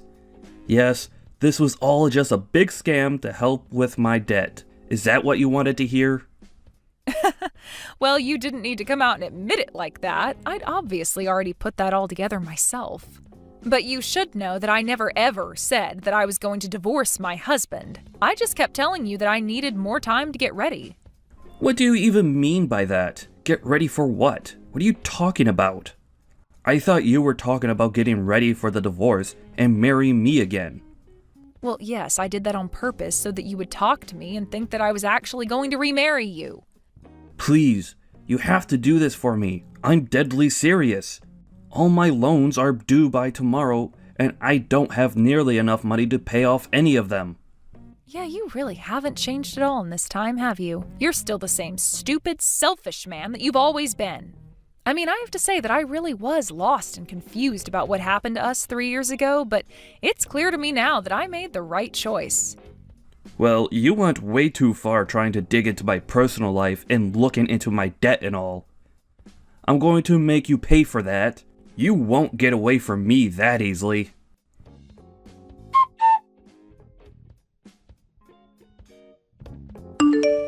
Hey, you're Julia's husband, aren't you? What's your name again? Max or something like that, right? I'm sorry, who are you, and how did you get this number? I don't have you in my contacts, and I don't know anyone who would talk to me like that. Oh, come on. Surely you remember me. I still have your business card from the day we met, you know? In fact, that's exactly how I got your phone number in the first place. I see. Well, I don't really remember who you are at all, but I give out my business card to a lot of people, so... Well, I'm not here to talk about business or anything like that. But the thing is that I was telling your wife about how I'm in serious financial trouble, and she completely refused to help me out at all. So now she's left me with no other choice but to come to you and beg for help with my money problem. I see. I take it that you're lying then. I feel like I've heard enough about you from my wife to understand what's going on here. I take it that you ended up taking out way more money than you would be able to afford, and now you're asking my wife and I for help to pay it back, yes? Hey, don't you talk to me like you know me. This is the first time that we're ever really talking, and you need to show me some respect. Sorry, I need to show my wife's ex-husband, who insulted her and showed back in her life to beg for money, respect. Look, I'm not here to have this conversation with you right now, okay? The point is that I already tried talking to Julia about this, and she wouldn't listen to me. So no, you have to step up and help me since she refused to. After all, we've been married to the same woman. Surely that makes you want to help me, right? I see. Well, okay. I suppose I could try and help you if you're having money problems. We do have an opening for some cleaning stuff at our hotel, and you could earn some money for yourself that way. If you'd like, I can even talk to the HR office about getting you an advance on your first paycheck if you really need the help. You mean your solution is to just try and make me work for my money? Are you out of your mind? Why in the world would I want to go and work for some shabby old hotel on its last legs anyways? You and your wife ought to just shut up and give me the money I'm asking for already. Wow, you really are even worse than Julia described you as being, and I really don't think that was possible. You really just aren't capable of taking care of yourself at all, are you?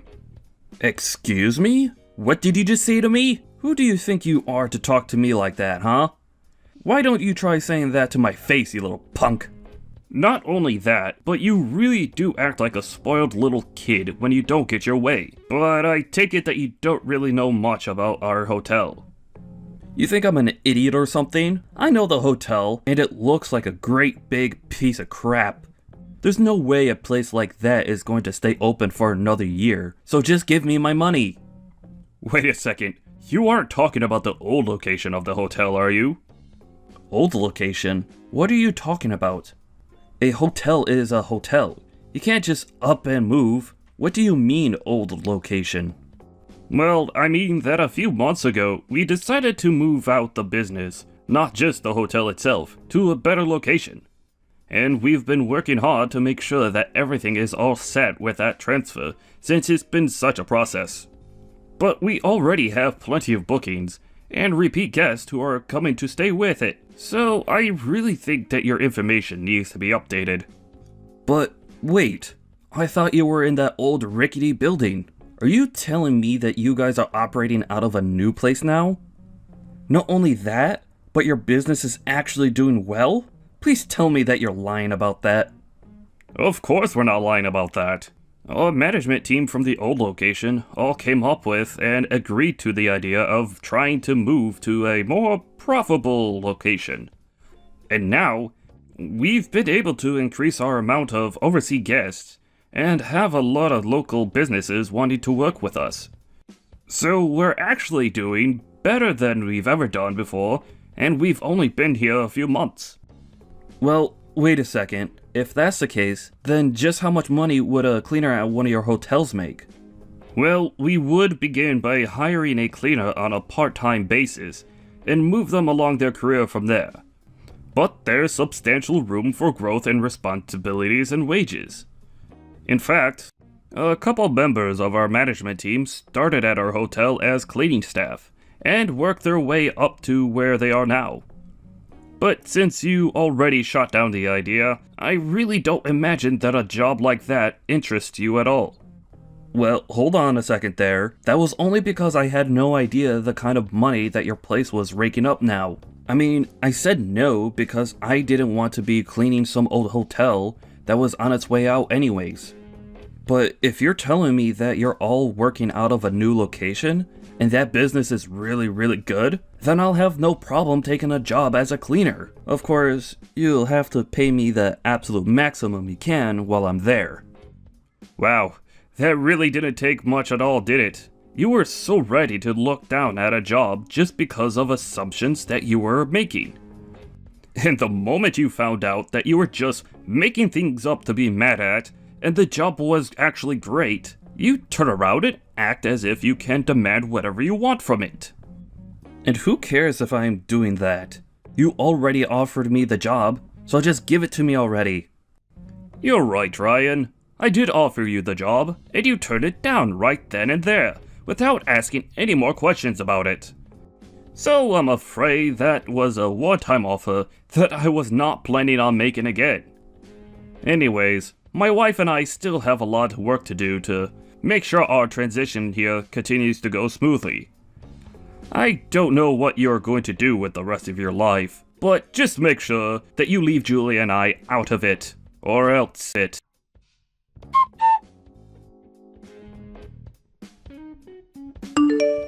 After Max sent that final message to Ryan, something really must have snapped in Ryan to make him do what he did next. He showed up the next week at the hotel unannounced and told our receptionist that he was there to start his new job at the hotel. She had no idea what he was talking about, but Ryan said that he was offered it directly from Max. Apparently our receptionist was quite scared because Ryan came into the hotel looking really scruffy and had a crazy look in his eye. She cautiously agreed to let him into the supply closet where the janitorial equipment was. She told him to get changed and then she would give him a tour of the hotel. The receptionist did, however, call Max and explain about the strange man. It was only hours later that Max happened to be stepping out of his office that he found Ryan there, in uniform, sitting on a bench and playing on his phone. Max could tell just by looking that the mop next to the bucket that was by the bench hadn't been put in the water at all that day. Max called the police and had Ryan hauled out of the hotel for trespassing. I heard that he was let go with a stern warning and began to job hunt in earnest after that. Because he hadn't had a real job in years, though, almost nowhere wanted to hire him. In the end, Ryan was only able to find part-time jobs and took on 3 of them at once to be able to keep up with his debt repayment and afford to live in a tiny little apartment. I realized the irony of him working the night shift with one of his jobs when it was me working there that led to him to suspect that I was cheating. But aside from that, I really haven't thought about Ryan at all since the police dragged him out of our hotel kicking and screaming about having a job there. Max and I have been way too busy handling things at our hotel and all the new business that we've never had before. After things began to settle down at our hotel, Max and I agreed that we couldn't put off hiring more staff any longer. We didn't realize just how much our operation would grow at the new location, and we quickly took on dozens of new staff members. Now, finally, Max and I have more time to spend with each other as husband and wife. Although now that I'm pregnant, I suppose that I should say that we'll have more spare time to spend together as a family. When I do think back on him, I'm in some ways grateful to Ryan. After all, if he hadn't shown me who he really was and left me then I would never have the life that I have now.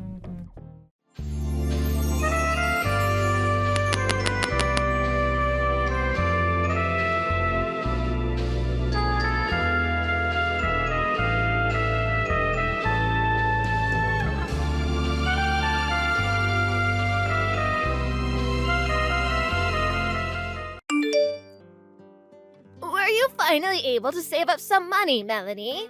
What are you going to do with the money? Move into a new house? Which house are you thinking of buying? Did Kevin tell you all this? We haven't decided on a house yet, but we have begun our search for a new house. I had no idea that you had so much saved up. Kevin tells me that you have enough saved up that you don't even need to get a mortgage. I'm not going to be able to pay for the house in one lump sum. But I don't want to rely on a bank loan, which is why I've been working really hard to save up as much as I can. I see. So you are saving up to buy a new house. I thought that you were stingy, but I guess you had your reasons. I guess you could say that.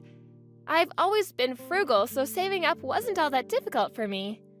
I've been married to Kevin for 15 years now, and the entire time I've been saving up for our dream home. So that probably means you have around $300,000 saved up. Am I right?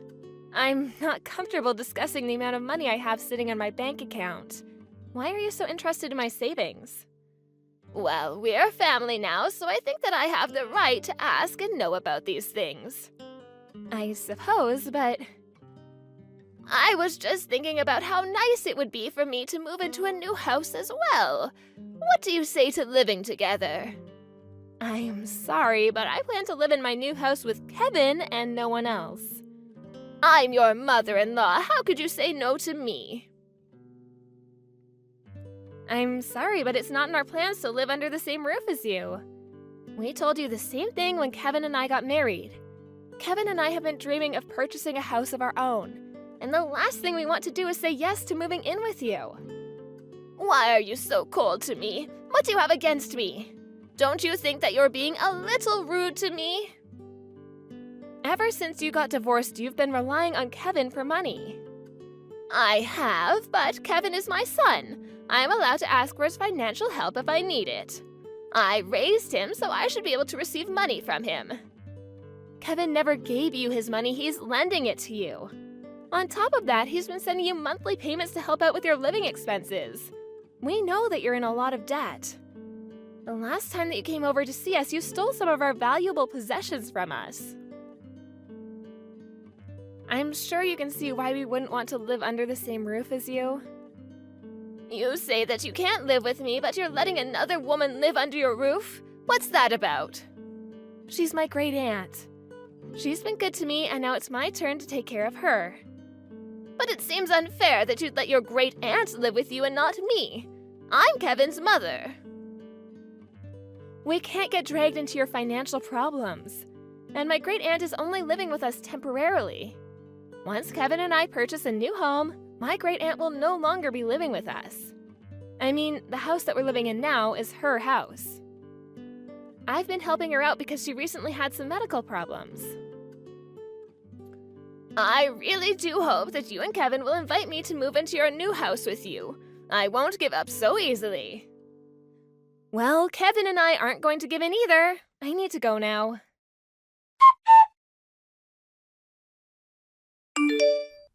Melanie, you're working today, right? Yes, that's right. Why do you ask? Well, my mother was acting stranger than usual. How so? Well, she says that she's coming over to the house now. I told her that you're at work, but she wouldn't listen. She says that even if you're not here, she'd be coming over anyway. Did she text you? No, she didn't. And this is the first time I'm hearing about it. Your great aunt is the only one at home right now, correct? Has my mother been introduced to your great aunt? I can't remember. I don't think that the two of them have met before. But I'm sure that my great aunt would let her into the house seeing as she's your mother. I hope that your mother doesn't cause any trouble. I don't trust her. I'm gonna give a call to my great aunt now. That would be the smart thing to do. I don't trust my mother either. I'm starting to get worried. I hope that your mother is on her best behavior today.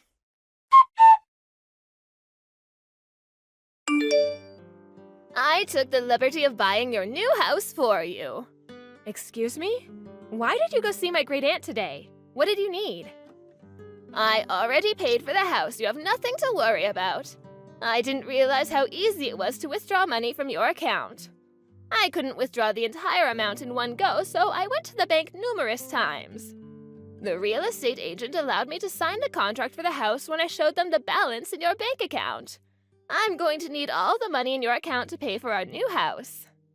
What in the world are you talking about? I know that you said you wanted a new house, but with the money you had, I could only purchase a second-hand property. Since I was the one that found this amazing house, I think that it makes sense that I live there with you and Kevin. I'm not quite following you. What is this about?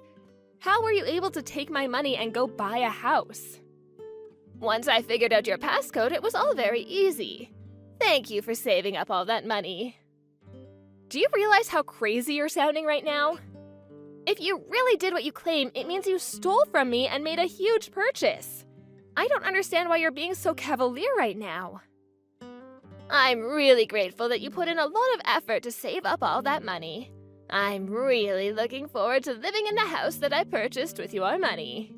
You and Kevin are welcome to live with me if you'd like. How many times do I have to tell you that Kevin and I have no plans to live under the same roof as you? How did you get a hold of my bank book and card? I withdrew the $300,000 in your account and used the money to buy myself a house. Since we're a family, your money is my money, so I'm assuming that you have no issues with this, right? I have my bank book right here. I don't know what you're talking about. What? I went to check that I had it after you told me about what you had done. But the bank book which belongs to my great aunt is missing. Your great aunt? Yes, the woman who let you into the house today. She only let you in because you're Kevin's mother.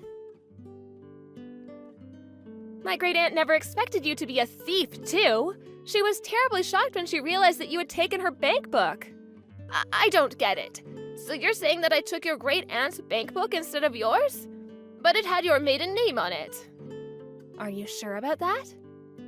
My first name is Melanie, and my great aunt's first name is Melania. People confuse our names all the time because they're so similar. I think that you took my great aunt's bank book and assumed that it was mine. Oh, you're right. What am I supposed to do now? Why does your great aunt have so much money?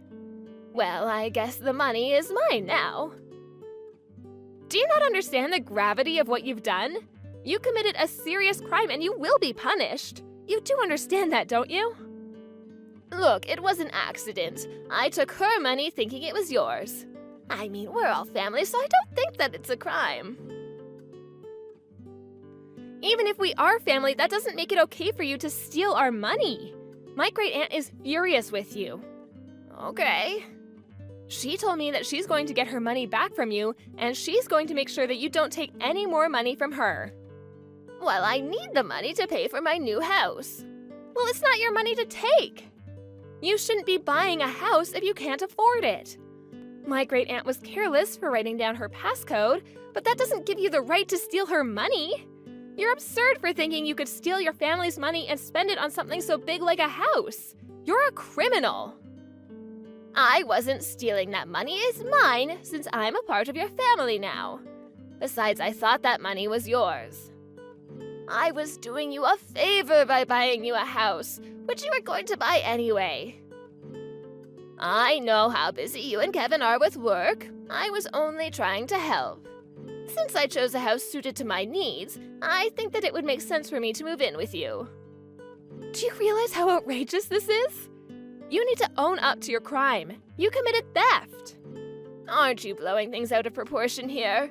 This is all a big misunderstanding. I only borrowed the money. I was going to pay it back eventually. Neither me or my great-aunt ever agreed to lend you the money, which makes it a crime. You took the money without our consent.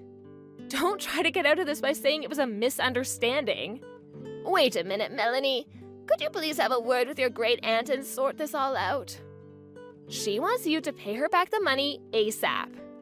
But I need the money to pay for the new house. Could she please give me a little time to come up with the money? She doesn't care. She wants you to pay her back, and if you can't, she'll go to the police. The police? She can't do that to me. Please don't make such a big deal out of this. We don't need to involve the police. But you committed a crime.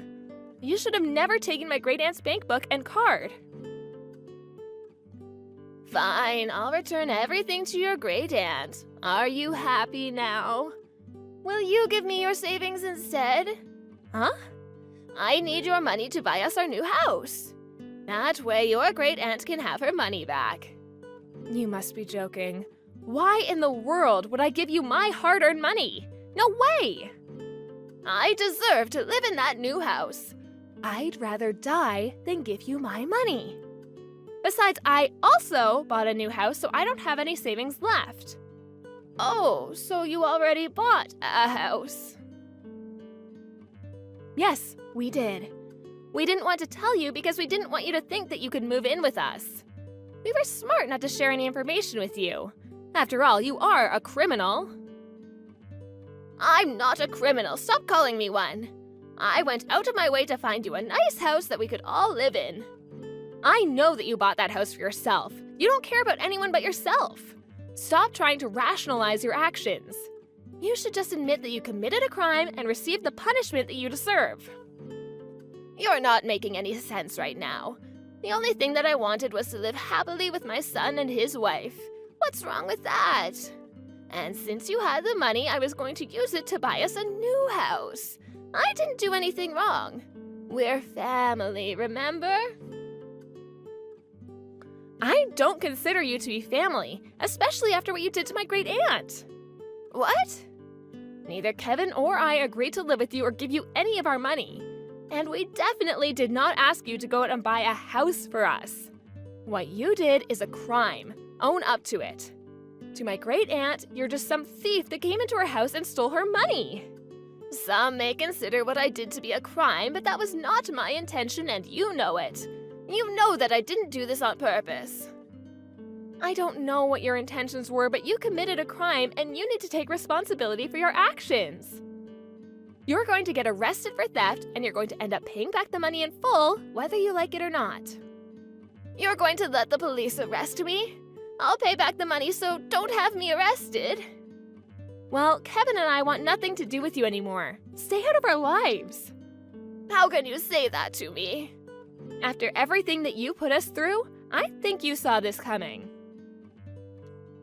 We no longer consider you to be a part of our family. I'm Kevin's mother. You can't do that to me. Kevin didn't choose to be your son. I'm glad that he's finally able to cut you out of his life. You gave him a good enough reason to do so. Please don't try to get in touch with us anymore. We don't want to be associated with a criminal like you.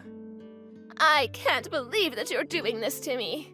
I'm sure that once Kevin comes to his senses, he'll realize that I mean more to him than you ever will.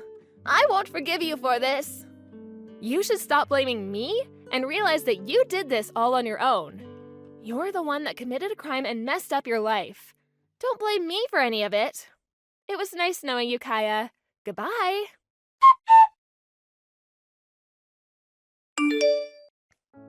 In the end, Kaya was arrested after Melanie and her great-aunt reported her crime to the police. Kaya's entire family cut her off, and she was completely alone to deal with the mess that she had created. She's now going to have to spend the rest of her life paying back the money that she stole.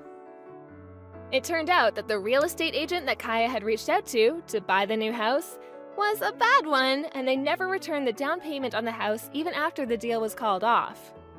Kaya tried to get out of her money problems by stealing from her family, but she ended up with more debt than she ever imagined. She shouldn't have been so reckless with her spending, and had she been less selfish, none of this may have happened. As for Kevin and Melanie, they moved into their new house and are living a happy and carefree life now that Kaya is out of their lives. No one knows what happened to Kaya after she came out of jail, but no one cares enough to want to help her out. Kaya will just have to deal with the problems in her life on her own. Kaya spent too much of her life taking from others and not appreciating it, so she will now have to suffer the poor choices of her past.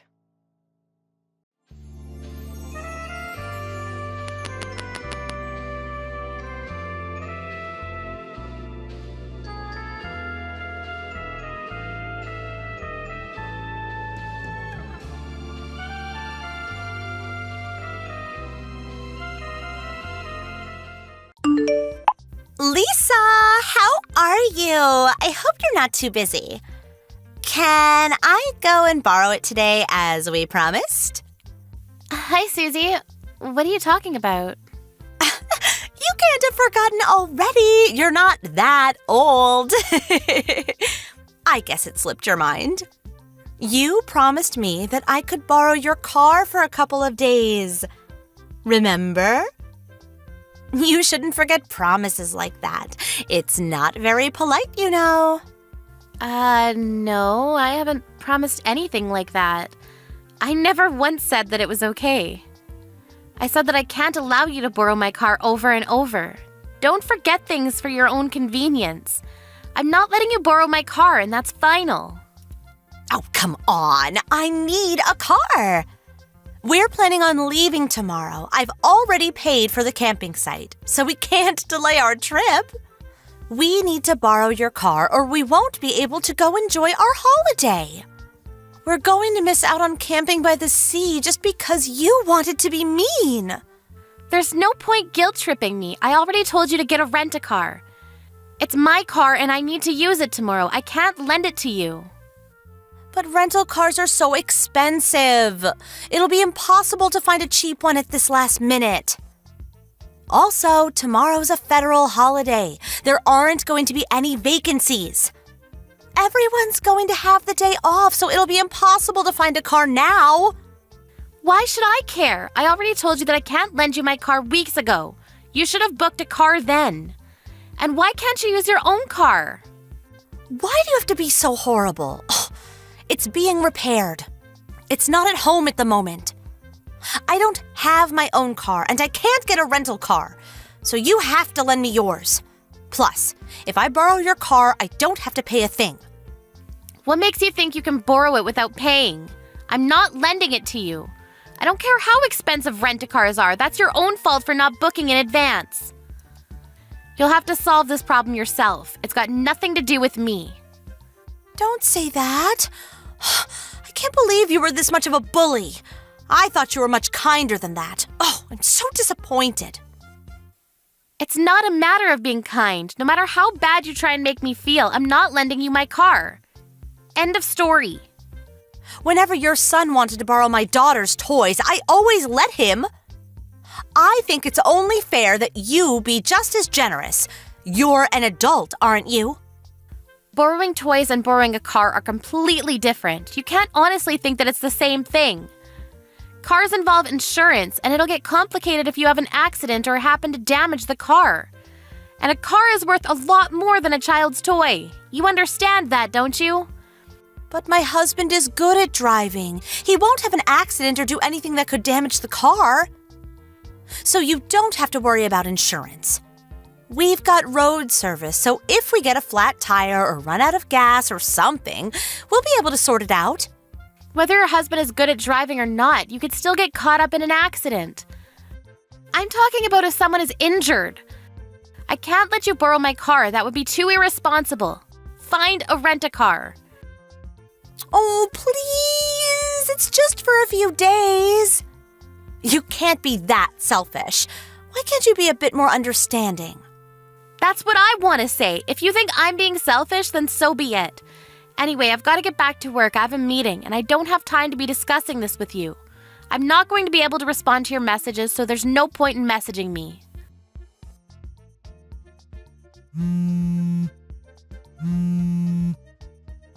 Susie, pick up the phone!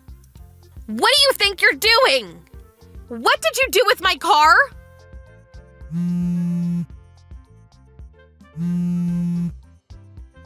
There's no point pretending that your phone is off. I know that it was you who took my car. If you don't answer my messages or calls, I'll report this to the police. What? The police? You're kidding! You're overreacting! Why were you ignoring my messages? What have you done with my car? I can't believe you'd take it without my permission. What is wrong with you? I told you that I didn't want to lend it to you. You're so rude! I didn't take it without permission! Your husband was the one that gave me your car keys. That's because you lied and told him that I promised to lend it to you. Even though I told you several times that I didn't want to, you went against my wishes. My husband was naive to believe you, but that's because neither of us knew up until now that you were this untrustworthy. It looks like he tried to call me, but like I told you, I was in a meeting. You took advantage of that and coerced my husband. Anyway, I want you to return my car. We need it tomorrow.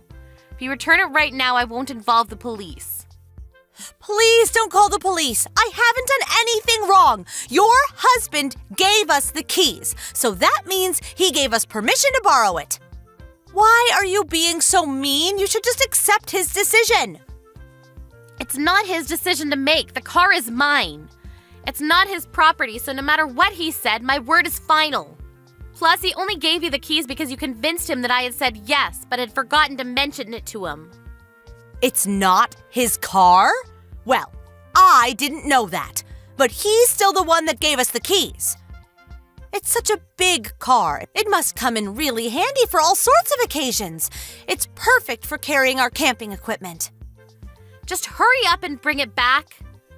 But we've already finished loading it with all of our stuff. It's a plan to take everything out again, so we'll return it after we've come back from our trip.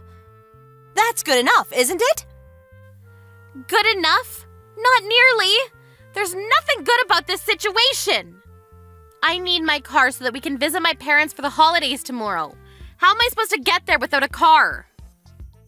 I don't know. Why don't you get a rent-a-car? If you can buy a big car like this, I'm sure you can afford it. You're joking, right?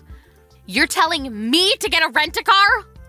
Why should I be the one getting a rent-a-car when I've got a perfectly good car of my own?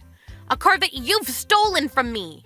You should be the one paying for a rent-a-car if yours isn't available. Be an adult and give me back my car.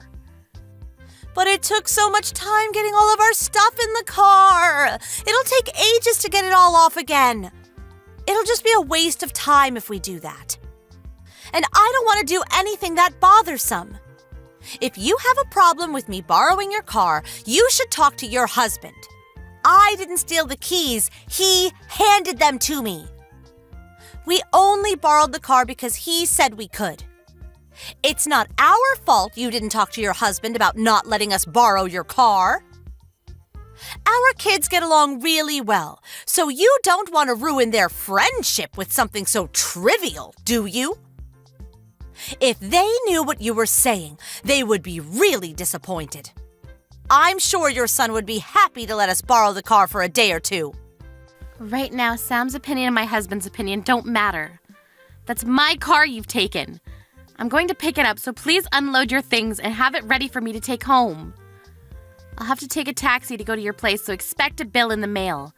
I wouldn't have had to do this if you had just given me back my car, but I had no choice.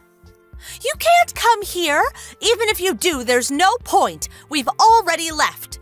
Instead of wasting money on a taxi, you should go home. I know that you're lying and you're still at home. Did you forget that Sally lives opposite you? She called me to tell me that my car was parked on the side of the road. She also told me that parking there is off limits because there's a crosswalk nearby. You were pretty confident that you wouldn't cause an accident, but you're already doing something so irresponsible. How am I supposed to trust you with my car? By the way, Sally thought about calling the police since it's pretty dangerous, but she was kind enough to call me first since she recognized it as my car. I made it clear that I hadn't parked it there and told her that it had been stolen, so you better hurry up and get your things out and return it to me before I really do call the police. You told her that I stole it? How could you say that? How could you accuse me of something like that? It's not an accusation, it's the truth. I'm asking you to return it, but you're refusing. That means that you've stolen it. I'm going to collect my car, but if the police find it parked in a no parking zone before I can get there, there's nothing I can do to help you. You'll have committed a crime.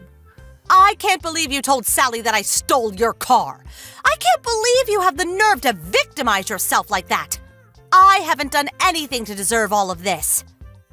I thought you were so kind, but now I know that was all an act. You're horrible. How could you spread rumors about me like that? I thought we were friends. You say you haven't done anything. You took my car without my permission. And then you parked it in a no parking zone. What were you thinking? If your definition of kind is letting you step all over me, then you're just being selfish. I'm sorry. I didn't think you would be so bothered by me borrowing your car. But you didn't have to tell Sally that I had stolen it. You went too far, Lisa. I can't believe I ever thought of you as a friend. I told you over and over again that I didn't want to lend you my car. How many times do I have to tell you no before you understand that it means no? And I haven't spread any rumors. I've only told Sally the truth about what happened. Don't guilt trip me. Oh, okay. I understand that you didn't want to lend me your car. But please, don't call the police. You're just overreacting. I've already apologized. You should forgive me already. The situation has gone beyond being settled by a simple apology. Wait, you got a scratch on my car? What? What are you talking about? We haven't done anything. I told you my husband is a good driver. I'm on the phone with Sally and she went to take a look at my car for me. She told me that there was a scratch on the side, on my door. What have you done? This is one of the reasons why I didn't want to let you borrow my car. It's not my fault. Somebody must have scratched it when they passed by. They should have taken more care when they drove by. It's not my responsibility, so I don't have to pay anything, do I? You're at home, aren't you? I've had enough of discussing this with you. Would you hurry up and return my car? If you won't, I'll have to call the police. I'm not taking no for an answer. I said I'm sorry. How many times do I have to apologize? We'll be back from our trip tomorrow, so I'll return it then. It's just a scratch, so it's not like it needs urgent repairs. No, you're returning it now! If you don't come back with my car within an hour, I'm reporting it to the police as a theft. Once I've called the police, I'll have to head to yours in a taxi to collect my car. So I'll be billing you with a taxi fee. Do you understand? I'm being very serious. I want my car back. Wait a minute, just calm down. You're being really unreasonable. My husband's apologizing too, so please forgive us. Ugh, he said that he got carried away. Please calm down. Don't call the police on us. We didn't mean to do anything. Carried away. He says he got carried away? Do you really think that that's a good enough excuse for what you've done? You stole and got a scratch on my brand new car after I told you repeatedly that I didn't want to let you borrow it. Your husband knew that I hadn't given you permission, but he still cooperated with you. I can't believe either of you. You really must be perfect for each other if you can be so accepting of your partner's crimes. May is apologizing too, so would you please forgive us? We'll babysit Sam whenever you want. You must be really busy with work, so dealing with the police will take up a lot of time, don't you think? Let's just forget about this. Why are you bringing May into this? She's your daughter, but the only ones that are to blame are you and your husband. Why should she be apologizing with you? May has no reason to feel bad for any of this. I thought that you were still kind enough to forgive us if May apologized with us. Oh, I'm sorry, I wasn't thinking. I've already called the police. What? You're joking. I'm heading over, so have my car ready for me to take home. I want everything you've loaded into it removed. If it's still got stuff in it when I arrive, I'll take it home anyway and have everything given to charity. I suggest you work very quickly. You haven't actually called the police, have you? You're just playing with me, right? Sally was kind enough to stay with the car, so it hasn't been towed, but if she hadn't been standing by the car, you might have been left with a ticket. Yeah, but it's not that big a deal. I thought it would be okay if we left for just one night. I didn't think there would be any problem. Are you already on your way? It would be a waste to pay for a taxi.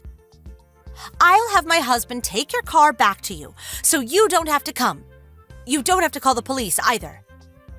I'm already on my way. I can't trust anything you say anymore, and God forbid, I don't want things made worse by your husband having an accident on the way to my place. I'll need to have someone take a look at the scratch on the side, so I'll be taking my car straight into the local repair shop myself.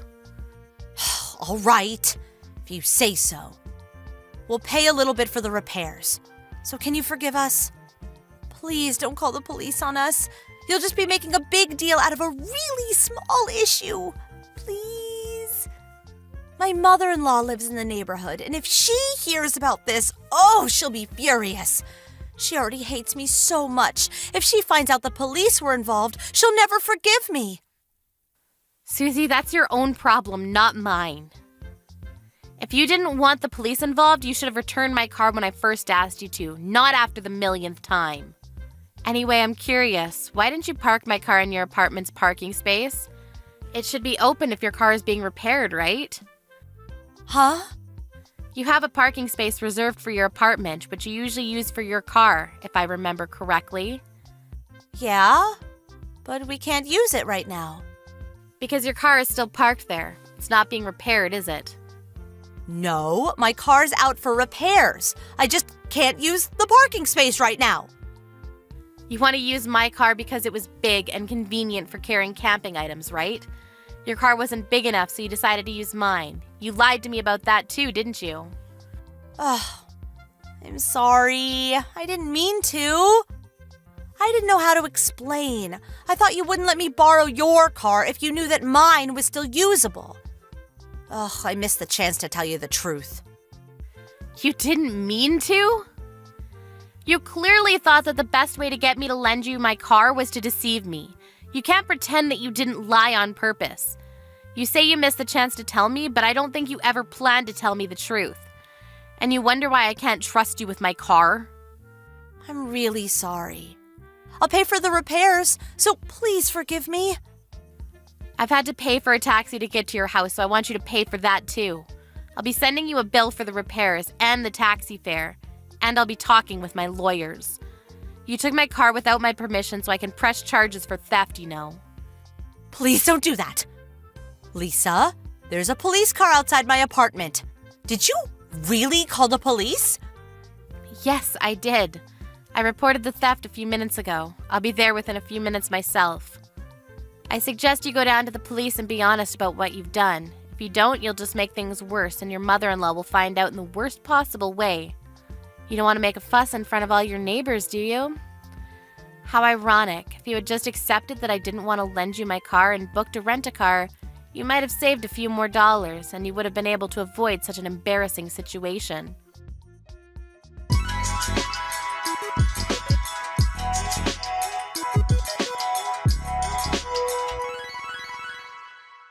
In the end, a police car had come to check up on the situation, not just because Lisa had reported the theft, but because there had been calls from the neighbors about the car being parked in a no-parking zone.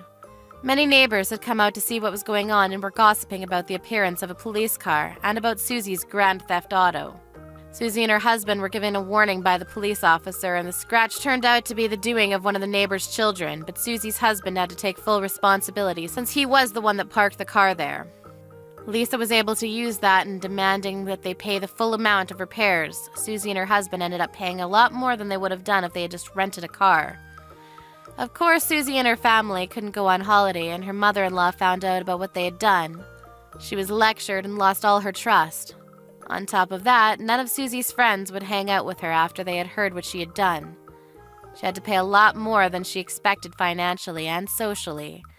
And so it looks like she should have just booked a rent-a-car.